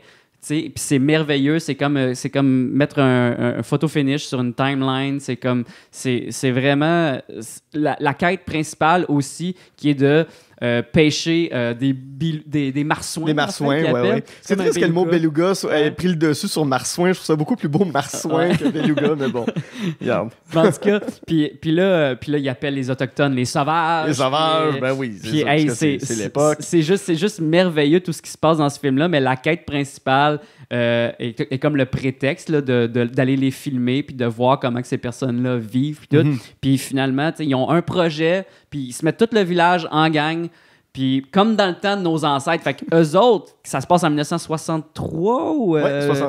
probablement tourné en 62. Ouais, c'est ça. Ça se passe en 62, puis eux autres, ils parlent de leurs grands-parents, puis comment ce qu'ils faisaient, puis que leurs grands-parents avaient appris ça des sauvages. Fait que, tu sais, là, t'es rendu à plusieurs générations. Là. C'est pour ça que ce film-là, c'est comme un bon vin. Tu sais, il va continuer à prendre la valeur avec le temps, puis il est déjà coté 1 sur Mediafilm. Oh oui, je pense que c'est un des seuls films québécois cinématographique. C'est le seul chef-d'œuvre cinématographique québécois. Puis moi, je savais pas ces informations-là là, avant de voir le film. notre prof nous avait pas dit, en passant, ça va être le meilleur film au monde que tu auras jamais vu. Tu peux pas dire ça parce que ça se peut que j'aime pas ça. Parce qu'au cégep, ça se peut qu'on te dise ça puis que tu te refermes tout de suite. Exact. T'as ton esprit arrogant au cégep que tu fasses « Non, ça sera pas le meilleur. » Non, c'est ça. Non. Puis honnêtement, j'en ai vu des vieux films qui sont cotés vraiment haut, là, puis en noir et blanc, puis c'est du bon, de l'excellent cinéma, puis j'ai pas aimé ça, tu sais. Mais là, c'est parce que c'est directement relié à ma culture, tu sais, puis aussi à notre histoire. Puis les personnages sont tellement attachants. Oui. Ça n'a pas de sens. Là. Faut le regarder parce que on peut presque. C'est difficile à expliquer comment ils sont drôles, mais ils sont drôles. Ils sont drôles, attachants, puis sont humains. Ils sont humains. C'est ça, ils font pas semblant personne. Là. Non, exactement. Ils sont comme ça. Puis leur accent, il faut qu'il y ait des sous-titres là, pour qu'on comprenne des fois ce qu'ils disent parce que leur accent est juste ben trop drôle. Là. Il est juste comme. Puis moi, ça me rappelle beaucoup mes oncles aussi. Ouais. Mes oncles qui sont dans la soixantaine puis qui ont travaillé toujours dans le bois. Puis c'est des messieurs, là, c'est des mononcles. Puis ils font leurs affaires. Puis c'est comme s'il y a quelque chose qui brise, ils vont le réparer. Puis eux autres, c'est système D là, dans leur coin. Là, ils n'ont pas énormément de ressources. Ils sont pognés sur une île de un. Fait que. Puis ils parlent comme s'il n'y avait pas de caméra, là. Ils sont pas comme... Ils sont pas conscients de l'œil de la caméra. Exactement. Ils sont pas conscients d'où ça peut se retrouver. Exactement, c'est ça que je trouve fou. Fait que là, tu te retrouves dans des réunions de famille, dans des réunions de conseils de ville, genre, ou une vente aux enchères, des affaires de même. C'est toutes des scènes que tu fais comme « Wow, ça n'a pas d'allure. » C'est plus grand que nature. Oui, puis c'est pas si loin que ça. C'est 1963, donc ça va avoir 60 ans dans un an. Mais on voit à un moment donné des enfants qui passe la Toussaint, je crois, ou l'équivalent de l'Halloween. Ouais, l'équivalent de l'Halloween. Mais on dirait qu'ils sont dans les années 20, dans les années 30, avec des costumes qui sont rapiécés d'un peu partout, puis t'as des gens qui rentrent dans les maisons pour faire des rigodons, puis t'es vois qui arrivent en dansant, mais les enfants qu'on voit dans ces scènes-là sont sûrement encore vivants. Là. Ils ont, probablement, mais ils ont 70 ans, mais tu sais, ça... sont vieux, mais ils sont pas si vieux que ça. Non, c'est ça. Ils s'en rappellent, puis on pourrait avoir une conversation avec ces gens-là. Ouais. Mais ces gens-là ont l'air de sortir d'une autre époque complètement. 100%. Puis ce qui est fou, c'est que, bon, c'est en 62, déjà, l'URSS, les États-Unis commençaient à envoyer des gens dans l'espace. Puis à un moment donné, ils regardent la Lune, c'est la pleine Lune, puis t'as les vieux qui sont sur leur balcon, puis qui parlent.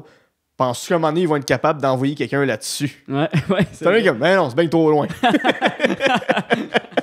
Ah non, c'est parfait. C'est magique, ces scènes-là, parce que tu fais, il y a un décalage complet entre ce qu'on est en train de voir, parce que la pêche au marsouin, ça fait déjà 20 ans, 30 ans que ça se fait plus. Ouais, mais ce qui est le fun dans le film, en passant tout le monde, pour tous les vegans dans le film, à l'écoute, dans ce film-là, la pêche au marsouin, c'est pas pour tuer la baleine, c'est pour l'amener au zoo de New York. Ouais, exactement. Puis ça, c'est quand même le fun comme scène aussi, où le monsieur... Il part de l'Élocoud puis il s'en va à Granville, il s'en va à New York. Là. C'est malade. Quel film incroyable. Ça n'a pas de sens. Lui, ça ne fait pas peur, la ville. Là. Il va y aller. Il va y aller. Écoute, il veut bien mieux. Mais oui. Hey, pas de GPS, mon chum, avec une fucking baleine dans ton truck. Let's go, on va porter ça. T'sais. Hey, ils sont organisés, là, mais eux autres, pour vrai, système D, là, dans ce temps-là, là, ils étaient très débrouillards. Là, puis, ce qui fonctionne du film, justement, c'est cette guerre-là entre les vieux et les jeunes, entre guillemets. Ouais, le jeune de 50 ans, à peu près, ou 55 ans. Ouais, ben, je pense qu'ils sont plus jeunes que ça. Je pense qu'ils sont dans 40. Trentaine, quarantaine. Ah non, pas Alexis, là. Ah, pas Alexis, OK. Non, mais pour la petite histoire, c'est que Pierre Perrault, quand il a fait ce film-là avec Michel Brault, sont arrivés à l'Élocoud puis ils ont attendu, je pense, 6 mois avant de sortir les caméras. Ah, OK. Puis ils se sont incorporés à la communauté, puis c'est là qu'ils ont rencontré Alexis, puis ils ont rencontré tous ces hommes-là, puis ils demandaient aux vieux c'était quoi attendre une pêche au marsouin? Ça ressemblait à quoi? Puis là, les vieux décrivaient ce qu'ils faisaient, puis ils mettaient leur piquet dans l'eau, puis ça faisait des pièges pour les baleines. Ouais. Parce que les piquets dans l'eau, c'est comme les baleines, eux autres, ils ont comme un système de radar, là, un peu. Ouais. Là, puis Ça eux fait autres, en sorte qu'ils se perdent. non, mais c'est qu'ils ont l'impression ils peuvent pas passer Ouais, c'est ça. dans les piquets parce que c'est comme si c'était un mur. Fait que là, ils sont comme pris dans cet espace-là. Ouais. Parce que avec le système de marée, là, dans le fond, mettons ils passent au-dessus des piquets quand la marée est haute, puis après ça, quand la marée redescend, là, ils se rendent compte qu'ils sont pognés là, dans le fond. Puis, c'est ça, fait qu'ils ont attendu à peu près 6 mois de souvenirs, il me semble, c'est ça que j'avais entendu, c'était un bon 6 mois. Fait qu'il allait voir les vieux en demandant comment vous faisiez pour tendre une pêche. Puis là, il allait voir les jeunes en disant pensez-vous que vous seriez capable aujourd'hui de faire ça? Puis les jeunes disaient ben oui, c'est sûr, c'est les vieux qui faisaient ça. Puis avec nos moyens aujourd'hui, on comprend comment faire. Puis il allait voir les vieux. Pensez-vous que les jeunes seraient capables de faire ça? Eh non, ils seraient pas capables. Dans notre temps, on était bien mieux. Puis dans notre temps, on était capable de se débrouiller. Puis à ce temps, c'est de la technologie. Puis les jeunes sont plus capables. Puis il allait voir les jeunes. Ouais, les vieux, ils disent que vous seriez pas capables. Mais non, on serait capable. Ben pourquoi qu'on en fait pas une? Pourquoi on fait pas ça? On tend une pêche comme à l'époque.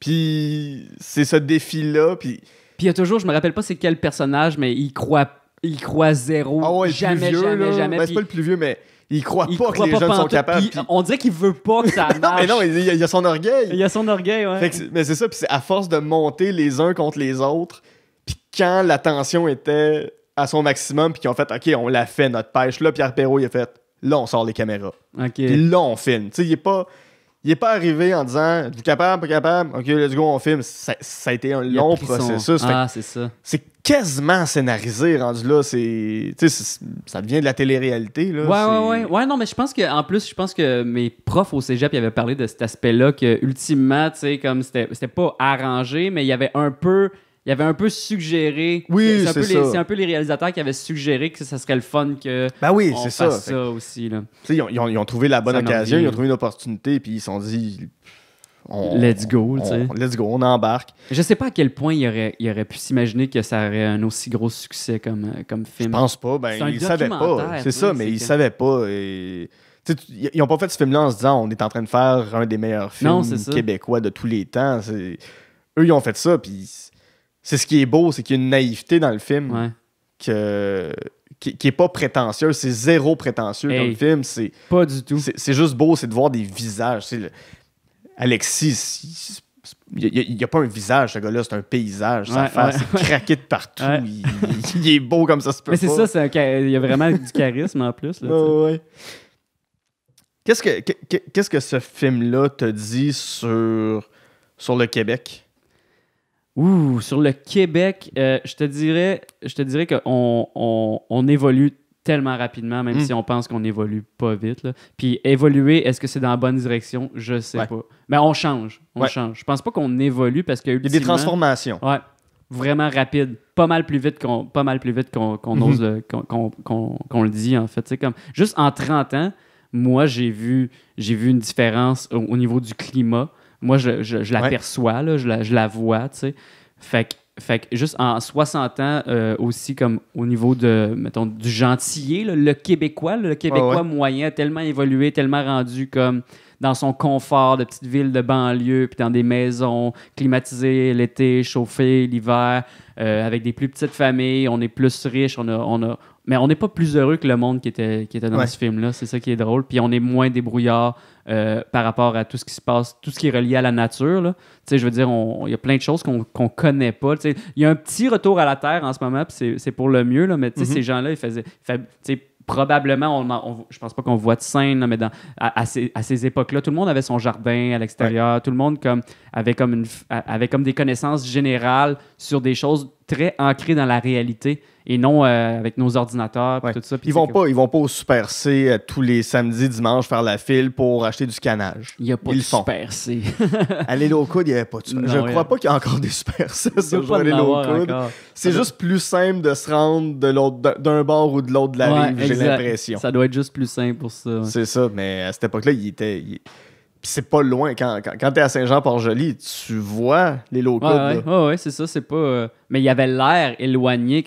Dans le documentaire, tu fais comme... Moi, je savais pas c'était où les low-coudes quand j'ai regardé le documentaire. Puis je m'imaginais que c'était vraiment... Moi, je m'imaginais l'île d'Anticosti. Oui, c'était à 2 heures, 2 heures et demie de Québec. Même pas 2 heures et demie, peut-être 1 heure et demie. Ah, t'as peu. De Québec? Ouais. L'île aux coudes? Non, t'as peu. Moi, checker ça. L'île aux coudes, je sais pas c'est combien de temps. Je pense que c'est vraiment pas loin. Mais en tout cas, dans mes souvenirs, quand j'avais regardé, là... un peu. Vas-y. Oui, ben non, mais ça, mais ma prochaine question par rapport à ça, c'est-tu quelque chose que tu aimerais faire un jour, retourner à la Terre, avoir ton endroit éloigné de la ville? Oui. Mais c'est vraiment difficile de prendre une décision à ce niveau-là parce que tu peux pas. Ouais, ça doit être comme 1 heure de Québec. Excuse. Mais c'est vraiment difficile de prendre une décision à ce niveau-là parce que, mettons, moi, je veux faire du stand-up dans la vie aussi, mais je voudrais comme faire du stand-up et avoir mon petit lopin de terre pour quand j'arrive toute la journée là, d'un humoriste. Là, tu peux écrire des jokes pendant comme 2-3 heures, mais à un moment donné, ça sort plus, là, le jus, l'inspiration est plus là. Moi, je travaillerais sur ma terre, je planterais des légumes, je ferais des trucs, là, c'est sûr. Puis j'habite dans une coop à Montréal, puis mon projet en ce moment, c'est comme, vu que je peux pas m'acheter un chalet, j'ai pas les moyens d'avoir un chalet puis de faire ça sur mon chalet puis de faire des allers-retours Montréal, chalet puis appart à Montréal. Je veux planter des arbres, planter des arbustes fruitiers sur les terrains de ma coopérative parce qu'il y a de la place pour le faire et je me dis comme pourquoi qu'on n'amène pas la campagne à Montréal aussi un peu chaque personne qui peut se le permettre, chaque propriétaire à Montréal devrait planter des trucs sur son terrain qui poussent puis que tu peux manger. Oui, j'avais entendu, je sais pas à quel point c'est vrai, mais dans les parcs, sur le bord des routes, tout ça, c'est tous des arbres mâles qu'on a, c'est pas des arbres femelles, fait que les arbres donnent pas de fruits. OK. Donc, il n'y aura pas de pommiers dans des parcs. Parce que l'épicerie est à côté, puis il faut que tu ailles à l'épicerie pour manger. J'avais entendu que c'était un des... Je me souviens pas quelle ville, parce qu'avant, il y a une époque où il y avait des arbres qui donnaient des fruits en ville, puis les gens, ils en mangeaient, c'est ça, que ce soit des framboisiers, que ce soit des pommiers, n'importe quoi, tu sais, puis la bouffe est là. Oui, exactement. Mais dans les parcs, il n'y a pas d'arbres fruitiers. Non, mais c'est dur à entretenir aussi des arbres fruitiers. C'est vrai que c'est plus dur. Il y a aussi cette partie-là de, comme les premières années de vie d'un pommier, mettons, il faut que tu lui donnes du soin, il faut que tu l'arroses comme il faut que tu les tailles aussi, c'est plus compliqué. Mais il pourrait avoir des pommiers que tu n'entretiens pas, puis qu'ils donnent des pommes un peu laides, puis que c'est pas grave, tu sais. Oui, c'est ça. C'est comestible. Il y en a à Montréal, pas dans les parcs, justement, comme ça serait plus dans les mais il y en a un peu partout, puis la plupart des pommes se gaspillent parce que c'est plus dans nos réflexes de manger des fruits qui poussent en ville parce qu'on se dit ça doit être dégueulasse, ça doit être plein de pesticides. Puis ultimement, pas vraiment. Là, ce serait pas dangereux. Là. Peut-être que si tu t'alimentais juste des affaires qui poussent en ville, peut-être que là, ça aurait une incidence. Mais on met tellement de pesticides sur des affaires qui poussent en campagne. Là, comme, inquiétez-vous bien plus de ça que d'un fruit qui pousse en ville puis qu'il y a peut-être un petit peu de tache de smog dessus. Complètement. Je trouve ça intéressant parce que tes 3 films sont reliés par l'esprit de la rencontre. L'esprit de la rencontre. Ouais, c'est vrai. J'avais même pas Amour-Esperos, c'est des rencontres improbables entre des personnes qui sont pas nécessairement reliées les unes aux autres, mais que leur destin est croisé. Arrival, c'est évident. Puis pour la suite du monde, c'est des rencontres multigénérationnelles. Ouais. Et aussi la rencontre entre les réalisateurs puis la rencontre entre les réalisateurs et les intervenants. Les insulaires. Les insulaires. Appelons-les par leur gentilé. Mais c'est une bonne remarque que tu fais là, c'est vrai, j'avais pas remarqué. Mais j'ai l'impression que tu es toi-même quelqu'un qui aime aller à la rencontre des autres. Puis que c'est pas nécessairement dans un esprit de confrontation, mais de connaître. Puis c'est un truc qui revient souvent aujourd'hui, que ce soit des gens de gauche ou de droite, on entend souvent, mais on peut juste se parler. Ouais. Souvent, ça va venir finalement avec beaucoup de mauvaise foi, puis ça va devenir avec l'esprit de débattre et de gagner l'un sur l'autre, là, ce que je trouve un peu ridicule. Mais tu sais, on dit souvent, si on finit par se parler, on va se comprendre. Ouais. T'es-tu quelqu'un qui a cette facilité-là à parler aux autres, même si t'es pas nécessairement d'accord avec eux à la base? 100%. Moi, je pense que, justement, je sais que mes sujets peuvent diviser souvent, là, mais ultimement, je sais que tous les êtres humains, mettons 99,999% des êtres humains veulent juste être heureux dans la vie. Ouais. Fait qu'on a toute cette espèce de points en commun-là. On a beaucoup plus de points en commun. Même avec Éric Duhem, je suis sûr que j'ai plus de points en commun que de différences. T'sais. C'est juste que politiquement, tous nos points seraient différents. absolument certain. Mais ultimement, tu sais, il veut être heureux, il veut que, il veut que sa famille, ses proches soient heureux. Puis on veut toute la même chose. C'est juste qu'on a l'impression qu'il y a différents chemins pour y parvenir. Puis on veut tous les essayer avant de savoir c'était lequel le bon chemin. Fait que politiquement, c'est sûr qu'on veut essayer différentes affaires. C'est juste qu'il faut convaincre les autres personnes d'embarquer dans notre bandwagon. Fait comme on l'essaye-tu cette façon-là de faire pour voir si ça marche? On l'essaye-tu cette façon de faire pour voir si ça marche?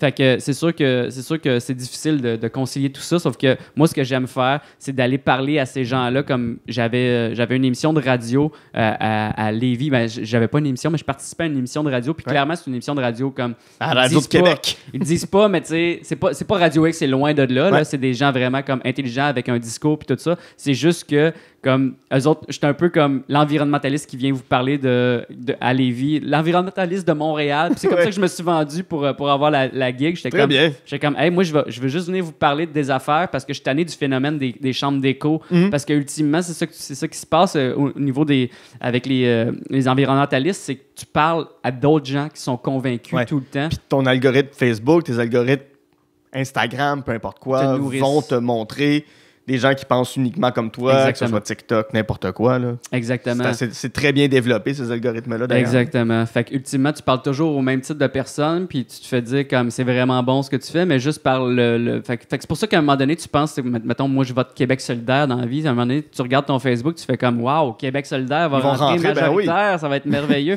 Mais non. Ils vont rentrer sur le plateau, puis dans Hochelaga Maisonneuve. That's it, là, c'est ça. Mais c'est parce qu'on a comme des œillères, puis moi, j'essaie de faire en sorte d'être le plus je veux pas dire mainstream, mais être le plus ouvert à essayer de convaincre des gens que je convaincrai jamais normalement si je suis fermé moi-même. Fait que faut que tu montres une ouverture, je pense, à écouter ce que les autres ont à dire pour après ça faire comme, regarde, toi, qu'est-ce que tu veux faire dans la vie?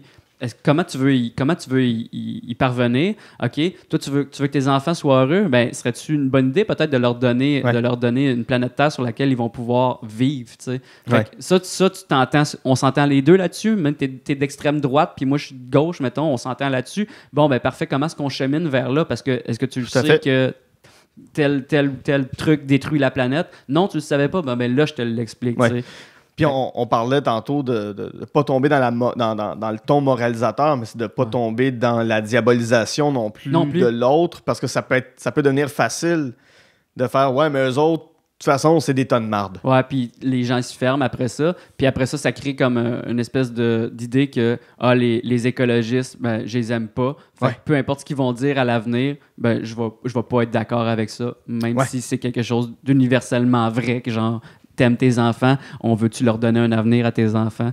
Ils l'entendront pas, ils vont juste entendre comme je t'aime pas. Ils vont juste s'imaginer genre je t'aime pas. C'est ça qu'ils vont se dire. As-tu déjà fait des rencontres avec des gens que tu considérais opposés à toi, puis t'as été agréablement surpris finalement de la discussion que tu as pu avoir avec eux? Je te dirais que probablement que les gens de la radio à Lévis que j'étais allé, c'était pas des écolos à la base, sauf que on s'entendait sur plein d'affaires, puis tu sais, ultimement, plus que la saison avançait, plus je me rendais compte que mais c'est vrai, telle affaire, tu sais, il me donnait raison sur certains trucs, puis moi je concédais certains trucs aussi de mon bord, tu sais, en me disant c'est vrai que la réalité dans laquelle on vit, c'est que ben oui, tu sais, il y a du monde qui ont des voitures, tu sais, fait que c'est tellement facile de pouvoir être plus écolo, je le mets en guillemets là, à Montréal, parce que le système de transport fonctionne.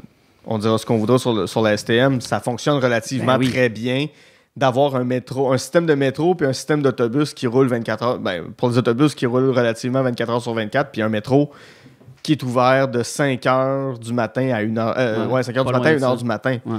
C'est quand même un grand luxe qu'on peut s'offrir. Le métro, c'est vraiment un luxe. Là. C'est un transport en commun vraiment, vraiment luxueux, le métro. Moi, j'adore ça. J'aime pas bien l'autobus. C'est pour ça que j'ai un vélo, en fait. Là. Je préfère de loin utiliser mon vélo. Puis, tu sais, construisez les pistes cyclables. Les gens vont les utiliser. Et ça, c'est dans toutes les villes du Québec, OK? À Québec, là, il y a beaucoup de potentiel pour les pistes cyclables. Si tu les construis, puis c'est sécuritaire, puis les gens n'ont pas l'impression qu'ils vont se faire frapper par une voiture, les gens vont les emprunter. Build it and they will come. Field of Dream, build it and they will come. Exactement, on a pensé à la même chose, mais les gens ont chialé pendant toute la construction du REV.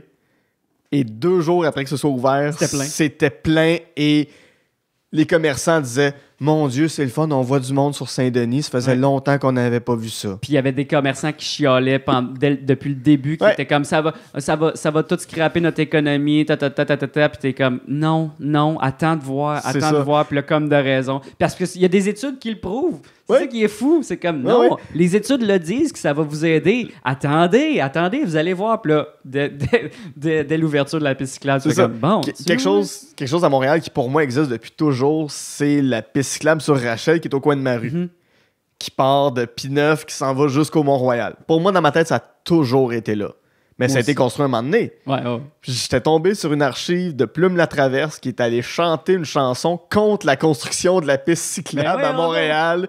Puis que s'ils voyaient des cyclistes, ils allaient leur passer dessus en char. Mais je sais pas à quel point c'est son personnage. Non, il était au conseil de ville pour chialer, continuer de faire sa tonne.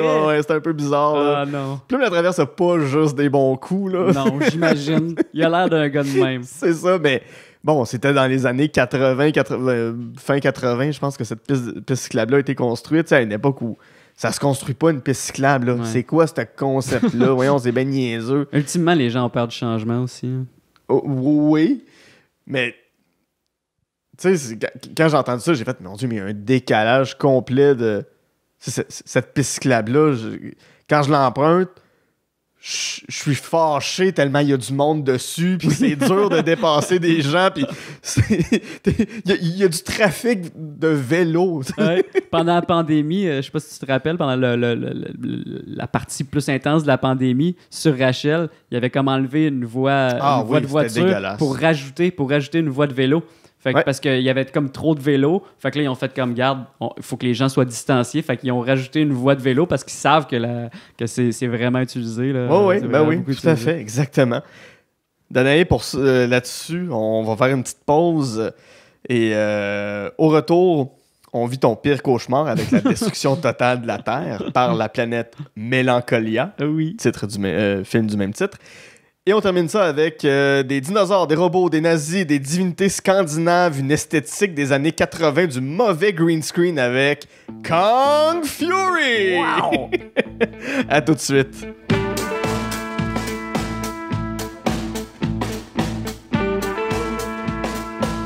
Je profite de cette pause pour vous remercier d'être toujours présent en aussi grand nombre. Je prends également ce moment pour vous rappeler qu'on jase de film est disponible sur Patreon au www.patreon.com/on jase de film. Vous y retrouverez des podcasts exclusifs comme l'Armoire à cassette où ma sœur Geneviève et moi revisitons les films qui ont marqué notre enfance, ainsi que l'émission Amour et Flamèche où je fais découvrir les films Marvel à ma meilleure amie Camille tandis qu'elle me montre toutes sortes de comédies romantiques. Parlant de Patreon, j'aimerais maintenant remercier les personnes suivantes. Elisabeth Richard, Fanny Gauthier, Gabriel Bordelot, Jen Saint-Cyr, Hélène Téverge, JF Lebel, John Valence, Lucie, Noémie Bellefleur, ainsi que tout simplement Joe. Pour vous abonner, visitez le www.patreon.com/on jase de film. En terminant, si vous avez 2 petites minutes, vous pouvez toujours nous laisser 5 étoiles sur iTunes et vous abonner à notre chaîne YouTube. Et comme à l'habitude, ne vous gênez pas pour m'envoyer vos listes de films, j'aime toujours discuter avec vous.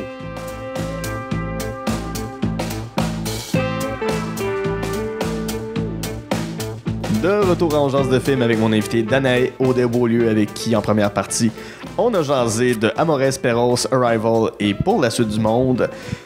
Rentrons dans un film que t'as détesté. Est-ce que tu fais des bruits avec ta bouche? Non, excuse, c'est que je voulais juste confirmer la distance entre Québec et l'île aux Coudres. Oui, ok, allons-y avant qu'on oublie. Selon Google Maps, si tu pars de Québec, tu t'en vas à l'île aux Coudres, ça va te prendre 2h07.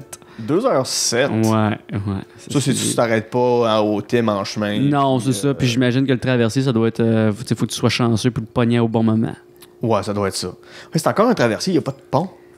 Y a-tu un pont ou c'est un traversier? Ouais, un traversier. C'est un traversier. Ah, ouais. Eh ben. C'est quand même le pont de l'île aux Tourtes là, qui est tout le temps bloqué, selon Radio-Canada. Ouais. Pont de l'île aux Tourtes. Alors, sur le pont de l'île aux Tourtes, c'est bloqué ce matin, comme d'habitude. En tout cas. Faut écouter Radio-Can pour comprendre. Faut écouter Radio-Canada le matin à Montréal. Le soir aussi, il est bloqué, le pont de Ouais, Limoto. tout le temps bloqué, finalement. Que tu sois tout un matin ou au 15-18, il est bloqué. Il est bloqué. C'est simple. Puis qui va aller l'eau tourte? Je sais pas, mais c'est bloqué. Il y en a beaucoup, probablement. Ben, que ça soit bloqué. C'est une grosse destination. C'est un très petit pont. C'est un pont à une demi-voie. C'est ça. Hey, écoute, allons-y dans les catastrophes avec Mélancolia. Ah, Film catastrophe, film de destruction totale du monde. C'est un film de 2011 réalisé par le Danois Lars von Trier qui met en vedette Charlotte Gainsbourg, Kirsten Dunst, Kiefer Sutherland et Alexander Skarsgård.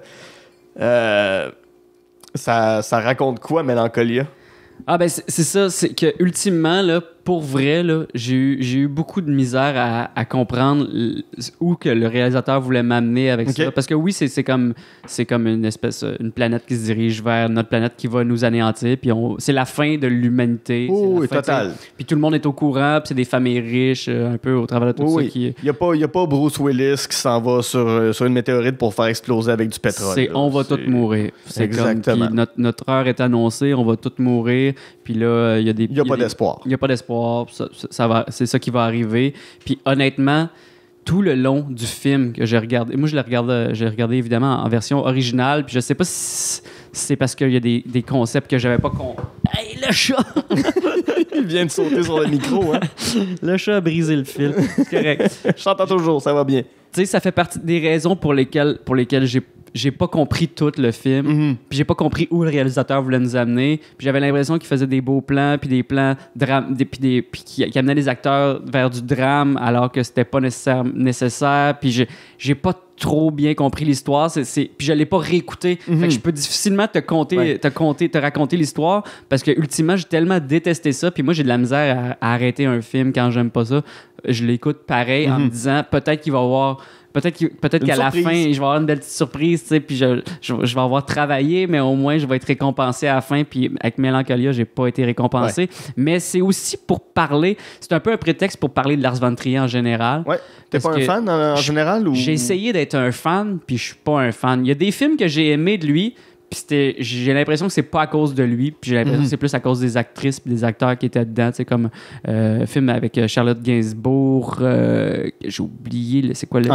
Antéchrist. Ouais. J'ai vraiment aimé ça, mais c'est comme deux bêtes, là, les deux acteurs principaux là-dedans. Ouais, c'est elle puis Willem Dafoe. Exactement. Ouais. Puis, tu sais, comme l'histoire, somme toute, est intéressante, mais c'est surtout le jeu des acteurs qui m'a impressionné. Moi, vraiment, j'ai une attention particulière toujours au jeu d'acteurs dans tous les films que je vois, là. Puis aussi, Kirsten Dunst, c'est pas mon actrice préférée, loin de là. Fait que comme tout le mélange, tout ce mélange-là m'a amené à choisir ça comme film que j'ai pas aimé. Ouais. C'est une déception plus qu'un film détesté. Ouais, non, exactement. Tu sais, il y a pas de film que je déteste absolument, tu sais. Ouais. J'ai pas regardé de film c'est pour ça que ça a été difficile de trouver un film pour moi. Fait que je suis plus allé avec un réalisateur qui est supposé d'être bon, puis que j'aime pas vraiment ultimement. Puis j'ai choisi le film parce qu'il y a des films qu'il a fait que j'ai apprécié somme toute, mais j'ai choisi le film qui m'avait laissé vraiment. Moi, c'est un film que j'ai apprécié. C'est pas mon préféré de sa filmographie, mais il y a quelque chose que j'aime dans le film. Mais c'est ça, tu sais, on parle de Kirsten Dunst, puis c'est vrai que c'est pas la meilleure des comédiennes, mais tu sais, elle a un rôle quand même assez dur d'une fille qui souffre de mélancolie, puis qui arrive pas à trouver le bonheur d'aucune manière, puis c'est un peu comme si c'était elle là, qui attirait la planète Mélancolia vers nous, puis que sa tristesse finissait par affecter tout le monde. C'est ce que j'en ai retiré. Ça se peut que ça soit ça. Je te dis, moi, c'est mon interprète, mais tu sais, c'est tellement...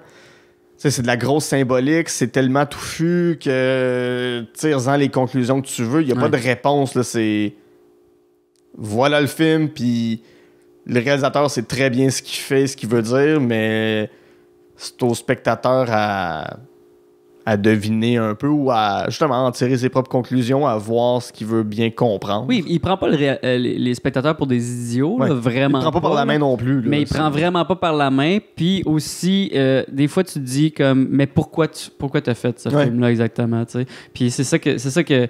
Puis pourquoi que t'es aussi... Parce que j'ai appris des choses sur Lars von Trier avec sa relation avec les actrices, les homme acteurs. très complexe et homme très, très perturbé et perturbant. Exactement. Fait que ça m'a fait en sorte que... Ça a fait en sorte qu'au fil de mon évolution en tant qu'humain, j'ai fait genre, hey non, sais-tu quoi? Ce genre d'être humain-là, on devrait pas les encourager à faire des films. On devrait pas les encourager, leur donner autant de budget pour faire ce qu'ils veulent faire parce que c'est pas des bonnes personnes. C'est pas des bonnes personnes. En même temps, tu sais, bon, Charlotte Gainsbourg retourne tout le temps avec lui. Fait que j'imagine qu'ils ont trouvé ensemble un duo qui fonctionne. Là. C'est une artiste. Elle veut jouer. Puis elle sait que il va la pousser au maximum. C'est ça qu'elle aime, probablement. Là, c'est ça. Pour elle, ça fonctionne. Exact. Pour elle, elle se dit, lui, sa technique, je suis à l'aise avec ça, j'y vais. Ce qui n'a pas été le cas, mettons, pour Dogville avec Nicole Kidman, qui a fait, hey, moi, je retourne plus jamais avec lui. Là. Puis pas juste elle, tu sais, plein d'autres acteurs aussi, actrices. Qui... Il y avait John C. Reilly qui était censé jouer dans Dogville. Ah ouais? Ah non, c'est dans la suite. Manderley. Ah, je l'ai pas vu, ça. Qui est aussi... qui est moins bon que Dogville, mais que j'ai quand même bien aimé, mais il y avait une scène où il tuait un âne sur le plateau, là, puis c'était un vrai âne, puis John C. Reilly a fait comme, je peux pas être là, je m'en vais. Puis si t'es pour faire ça, moi, regarde, je suis pas dans ton film, puis il a fait, ben, va-t'en. Mais c'est ça. Mais tu sais, c'est drôle de penser que John C. Reilly... va tuer un âne pour vrai. Non, que John C. Reilly est dans un film de Lars von Trier. Ah, le gars qui joue dans Talladega Nights puis qui joue dans Step Brothers avec Will Ferrell. Et là, voilà. Mais il était engagé, là, il avait le rôle. Ah, il avait le rôle, il était sur le plateau, puis il a vu ça, puis il a fait « Hey, moi, je m'en vais ». Wow! Puis il y avait combien de jours de tournage? Je sais pas, il y avait combien de jours. Je pense que c'était au début du tournage quand même. Il n'y avait pas trop à refaire, mais... Eh my God, je savais pas cette anecdote-là. Mais c'est ça, il y a plein d'anecdotes sur lui qui font comme... Ah, il est fucké, là, tu sais. Oui, c'est pas une bonne personne, là. Non, puis lui-même est très dans l'autodestruction totale, là. OK.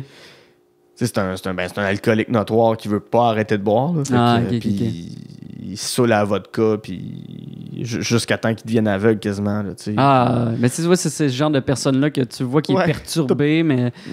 Puis que probablement que faire des films, c'est une bonne façon pour lui de réussir à rester en vie.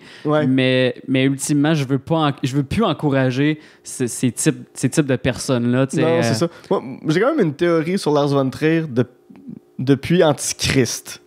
Je pense que lui, il considère que ses films sont des comédies. Ah ouais? Ouais, moi je pense que... C'est ta théorie. C'est ma théorie que dans sa vision des choses, là, lui est derrière la caméra, il voit de la souffrance puis ça le fait rire. Ça se peut, parce que c'est un peu ça être psychopathe, là. Oui, mais je suis sûr qu'il est là puis comme... les gens meurent. Parce qu'il y a quand même beaucoup d'humour dans ses films. Il y a quand même beaucoup de scènes qui sont tournées de manière grotesque. Mais je sais que dans Antéchrist, entre autres, il y a des bouts que je fais comme, ah là, ça c'est drôle. Là, oui, c'est ça. Puis même si c'est vraiment intense, là, ils vont loin. C'est là, hyper intense, mais tu peux dire, lui, il est derrière sa caméra, puis il est crampé ben raide. Peut-être. Je suis sûr que c'est ça sur son plateau, puis il est comme, ah, c'est drôle, ton personnage... J'en ai parlé dans un des épisodes précédents avec un invité d'Antichrist, là, fait que on en a parlé, mais comme lui, genre, elle se coupe le clitoris à froid. Ouais, c'est ça. Ça va être drôle. Puis je suis comme... nice. Je suis sûr qu'il est de même. Je suis sûr. En même temps, regarde, je le connais pas, le gars. Peut-être que lui, c'est comme, non, c'est super profond, puis je suis en dépression, puis arrêtez de rire. C'est peut-être un peu des deux aussi. C'est peut-être un peu des deux. Mais ouais, c'est ça. C'est comme une espèce d'histoire que tu te dis, bon, on avait-tu besoin de ce film-là? Je sais pas. Ouais. T'en as parlé tantôt aussi, tu sais, parce que, bon, je l'ai dit un peu à la blague avant la pause, mais que c'est un film qui parle de ta plus grande peur, qui est la destruction de la planète. C'est vrai, ouais. Mais c'est vrai, tu l'as dit, t'es éco-anxieux. Ouais. Ça se manifeste comment, ton éco-anxiété? Dans la vie de tous les jours? Ouais.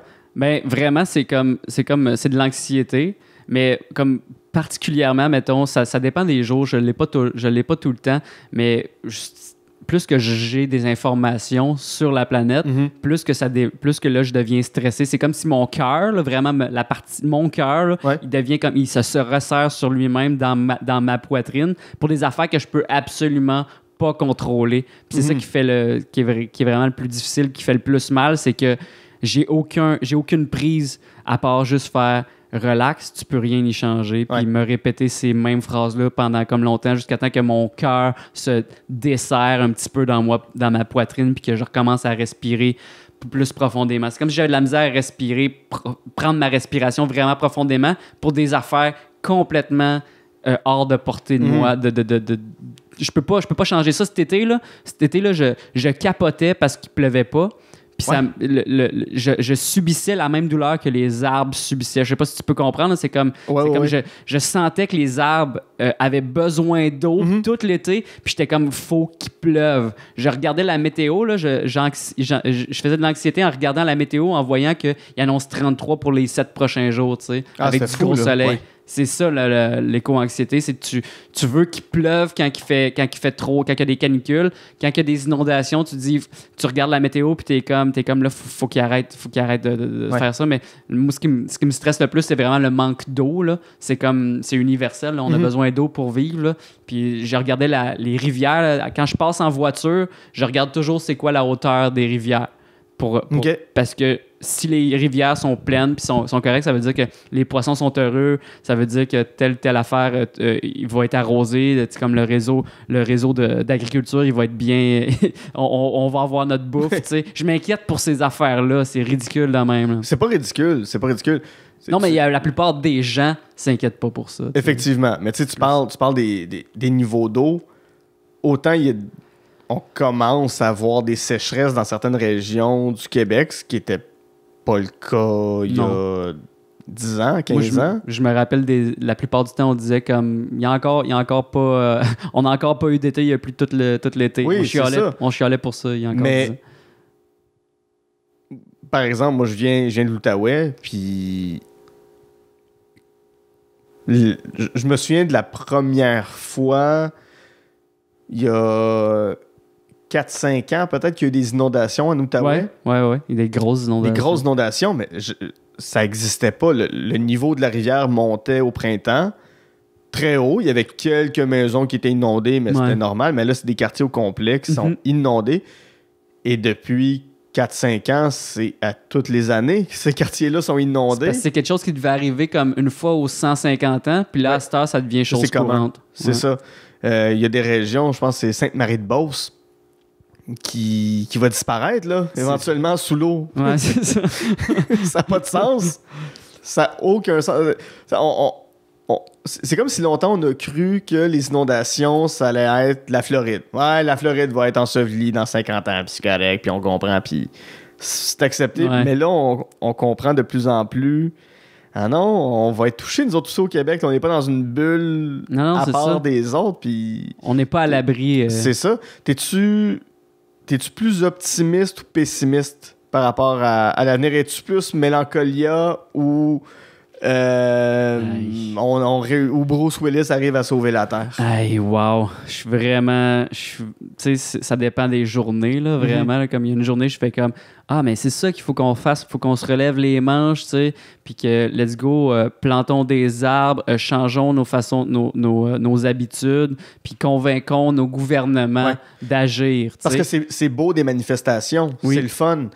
Mais concrètement, c'est pas ça qui change. C'est le fun de marcher avec Greta Thunberg à Montréal en septembre, mais concrètement, c'est pas ça l'action qui fait que demain matin, c'est réglé. Exactement. Puis c'est tellement un problème immense, là, tu sais, qui continue de grandir. C'est ça le problème, c'est que c'est comme, je vois pas, j'ai de la misère, je pense que je suis plus mélancolia, là, finalement, mais je me dis que moi, au moins, je peux faire mes efforts, tu sais. Ouais. Je peux, comme moi-même, choisir de planter des arbres comme j'ai fait cette année. Je peux choisir justement d'utiliser le moins possible ma voiture. Je peux choisir de manger le moins possible. Ça, c'est ce qui me donne de l'espoir parce que je sais que de plus en plus de jeunes vont le faire. Puis ultimement, c'est eux autres là, qui vont mettre des gens au pouvoir, qui vont représenter leurs idéaux. Mais ce qui me rend triste, c'est peut-être qu'il va être trop tard, puis ça va être de notre faute collectivement à toutes les générations qui auront précédé ces jeunes-là. Ça va être de notre faute, puis je veux pas que ce soit de ma faute. De l'industrialisation jusqu'à nous, c'est 150 ans d'histoire,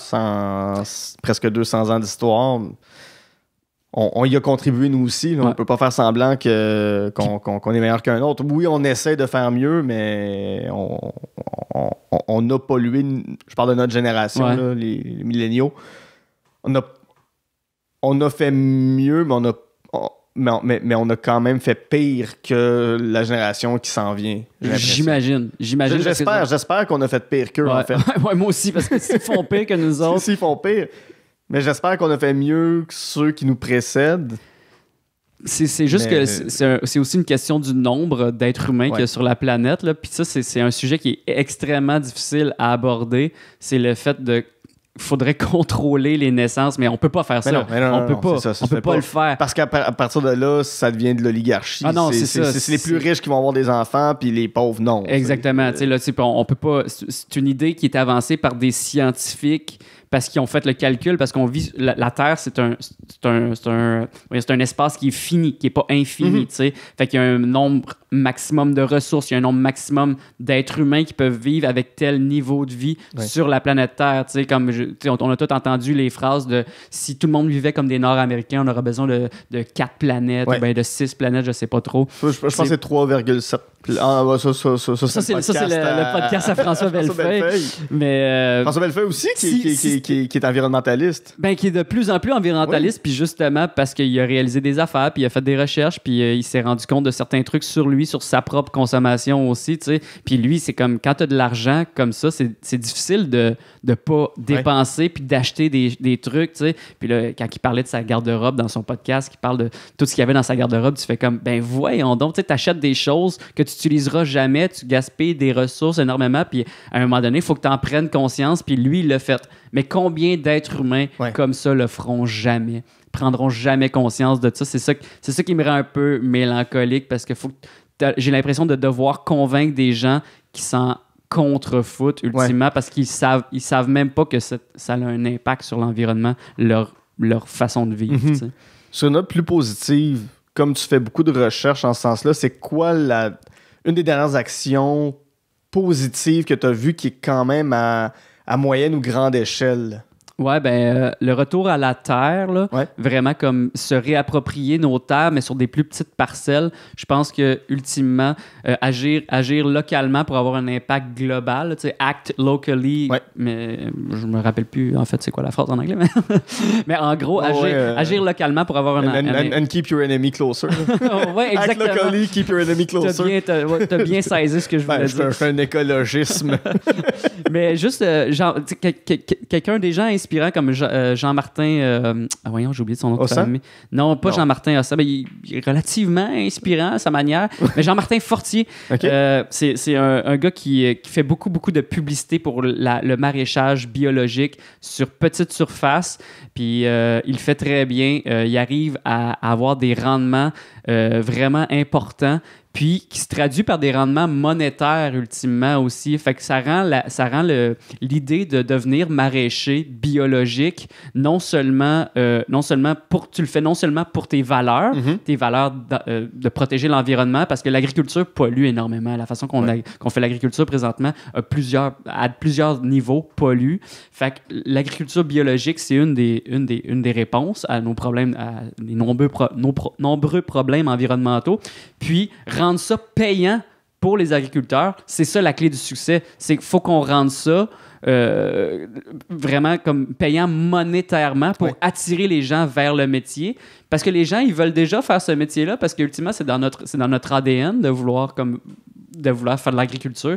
Puis j'aime vraiment ce qu'il fait présentement, parce qu'il amène à la télévision, il amène sur les réseaux sociaux cette idée-là que c'est possible de faire de l'agriculture biologique, puis de nourrir le Québec, justement, de nourrir le Canada, de nourrir à petite échelle. Pas toujours penser à on a besoin de planter du soya sur des immenses terres. Puis on a-tu besoin tant que ça de manger des ananas? Exactement, aussi. Ben lui, c'est ça qu'il dit là, beaucoup. C'est comme faut que le Québec soit capable de reconnaître qu'est-ce qui est bon pour lui dans son assiette. C'est toute une notion d'indépendance alimentaire. Indépendance alimentaire, mais aussi comme retour à ce qu'on mangeait avant puis qu'on aimait avant, on peut le retrouver. Faut qu'on revienne à ça. Tu sais, comme moi, j'ai jamais aimé les betteraves, mais comme bien apprêté, bien cuisiné. Il y a moyen de manger ça. C'est bon, là. Il y a moyen de manger ça tout l'hiver. Attention avec mon laptop, mon chum. Le chat encore. Mais je l'aime. J'adore les chats en passant, tout le monde. J'adore. I'm a cat lady. Mais bref, c'est une des personnes qui m'inspire le plus présentement. Ouais. Super, c'est super. Bon, peut-être que c'est naïf, mais je trouve que c'est un pas dans la bonne direction quand même que politiquement l'environnement prenne de plus en plus sa place qu'on pense qu'on veut de Stephen Guilbeault. Est-ce qu'il s'est fait manipuler pour être là? Blablabla. Regarde, il est rendu ministre de l'Environnement, mais c'est quand même... Il y a une époque où ce ministère-là, c'était une joke. Oui. Puis maintenant, c'est un des ministères qui a le plus gros budget. Ouais, ça avance, ça n'a pas de tortue, mais ça avance. C'est ça. Mais que ce soit un des 4 ou 5 plus gros portefeuilles du gouvernement, que ce soit le ministère de l'Environnement, ça en dit quand même long.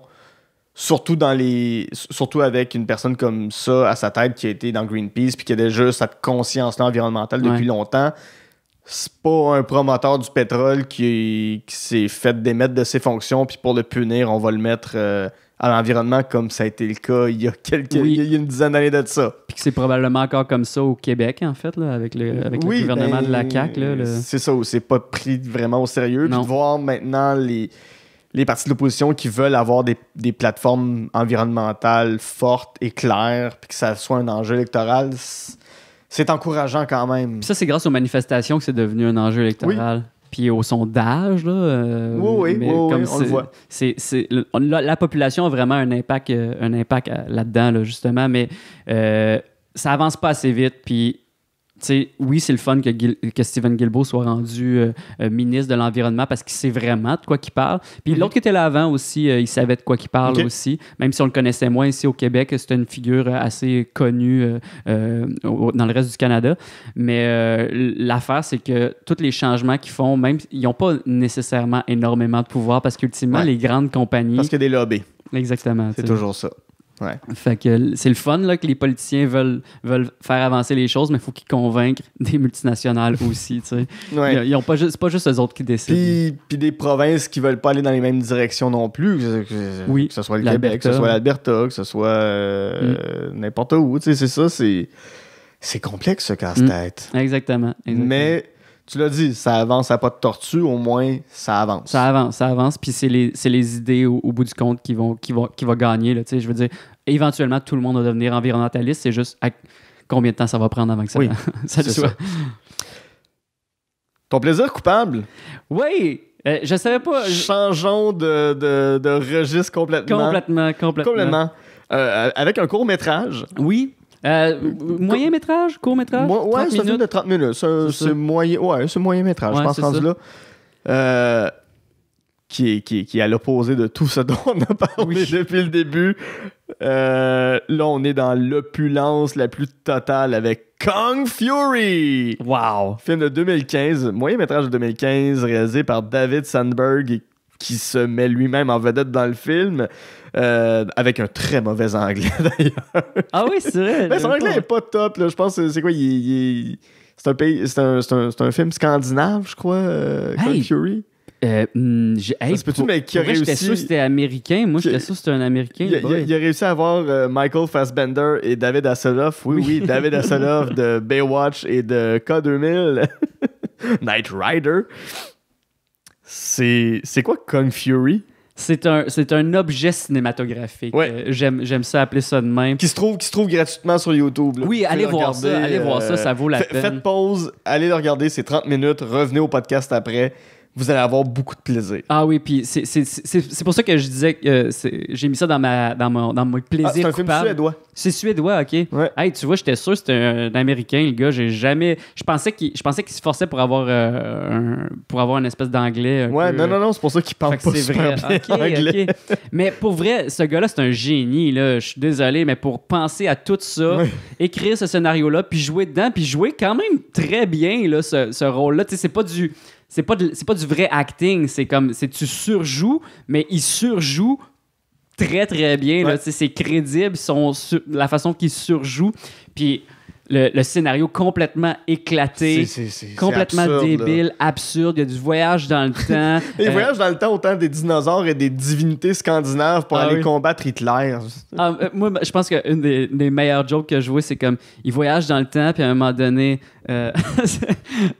genre, il arrive dans un paysage magnifique, là, mais comme il arrive clairement un voyage dans le temps, puis là, il voit un laser raptor, c'est un raptor qui lance des rayons laser par ses yeux, puis genre, juste quand il arrive, il fait fuck.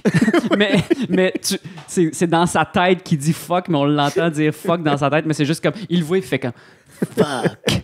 C'est juste parfaitement. C'est tellement drôle à plusieurs égards. Toute la direction photo, c'est vraiment bien fait. Les montages, les effets spéciaux. C'est à peu près tout tourné sauf erreur, c'est tout tourné sur green screen. Probablement.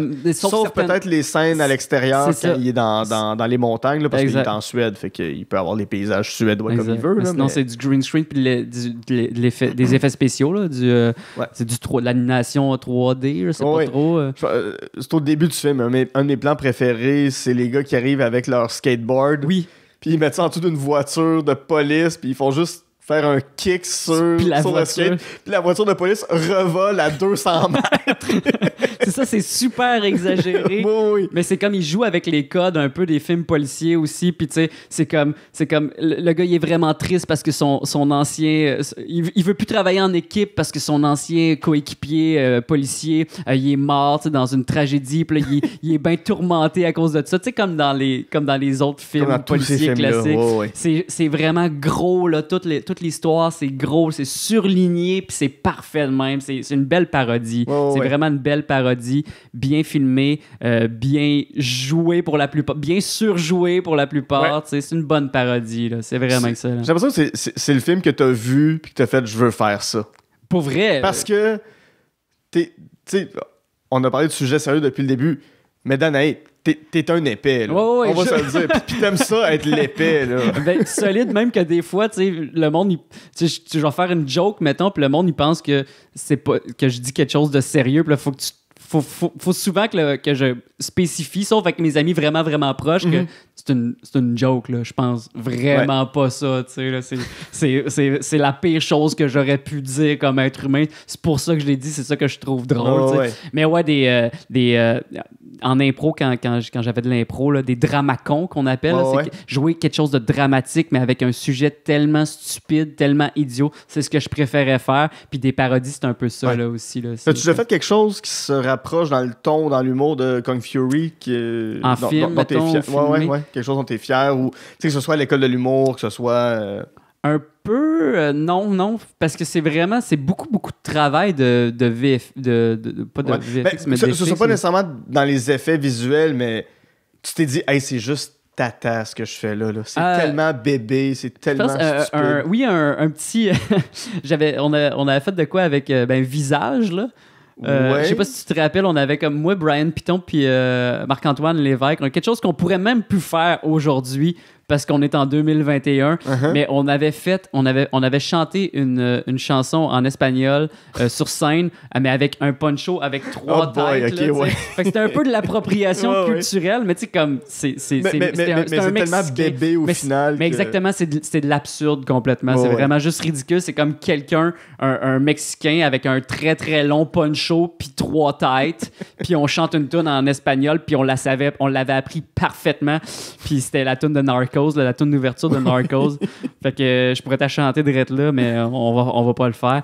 Mais en gros, c'est une des affaires épaisses que j'avais faites. Sinon, il y a beaucoup de sketchs que je pense, comme en humour, sur scène, je vais rarement faire ça, mais des sketchs que je pense ça va souvent être un peu plus pété que ce que je fais en humour. J'ai l'impression qu'il faut être en équipe pour arriver à un résultat comme ça.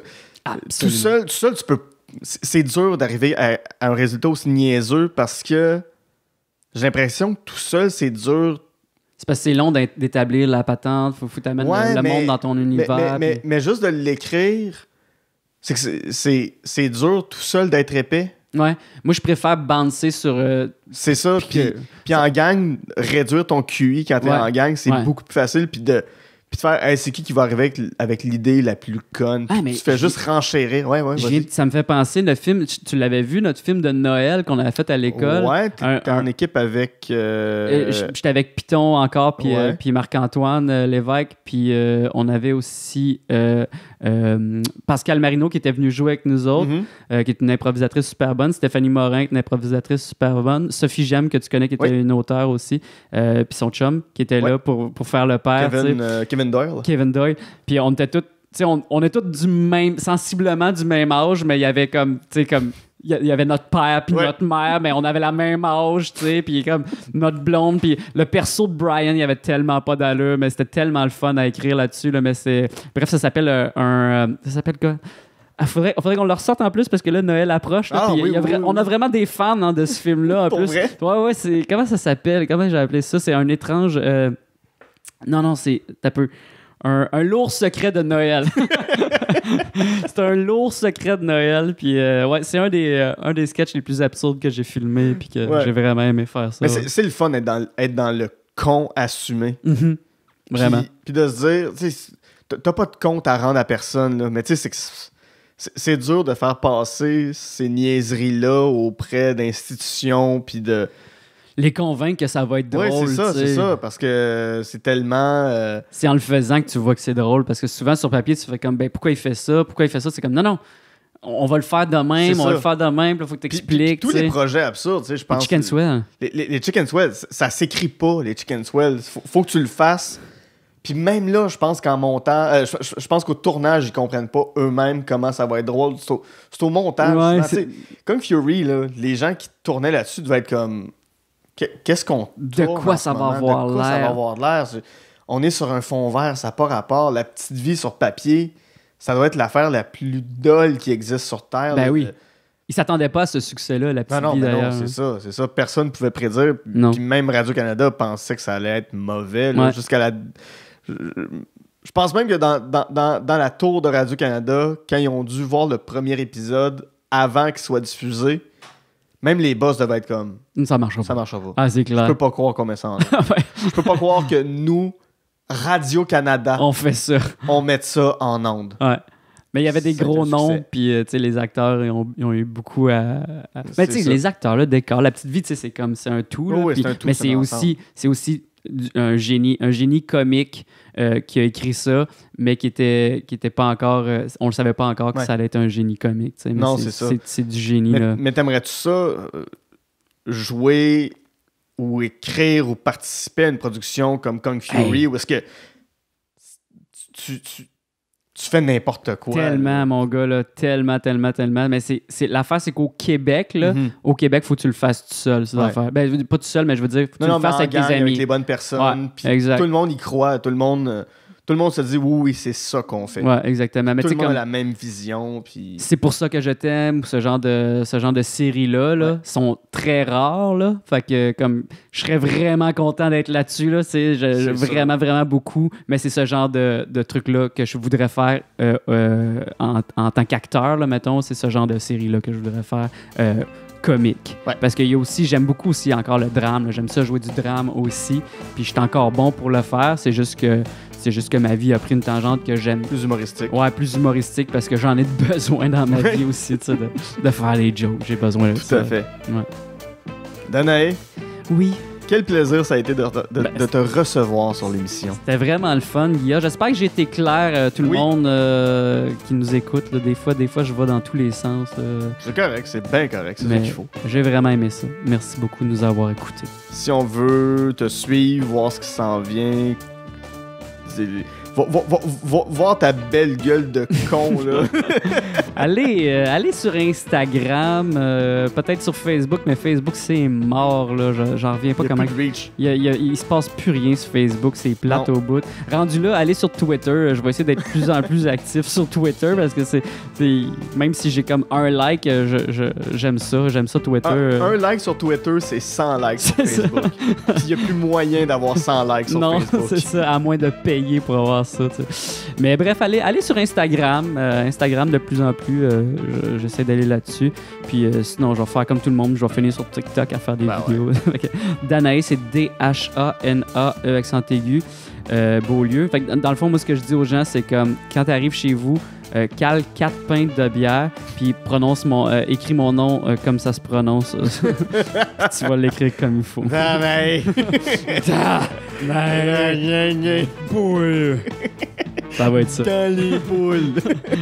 Fait que tapez dans les boules après 4 pintes, puis vous allez l'écrire comme du monde. C'est ça. Ouais. Je me porte pas garant du site internet qui va sortir. Là-dessus, mon nom est Guillaume Saint-Cyr et avec Danae Audet-Beaulieu, on a Jasé de film.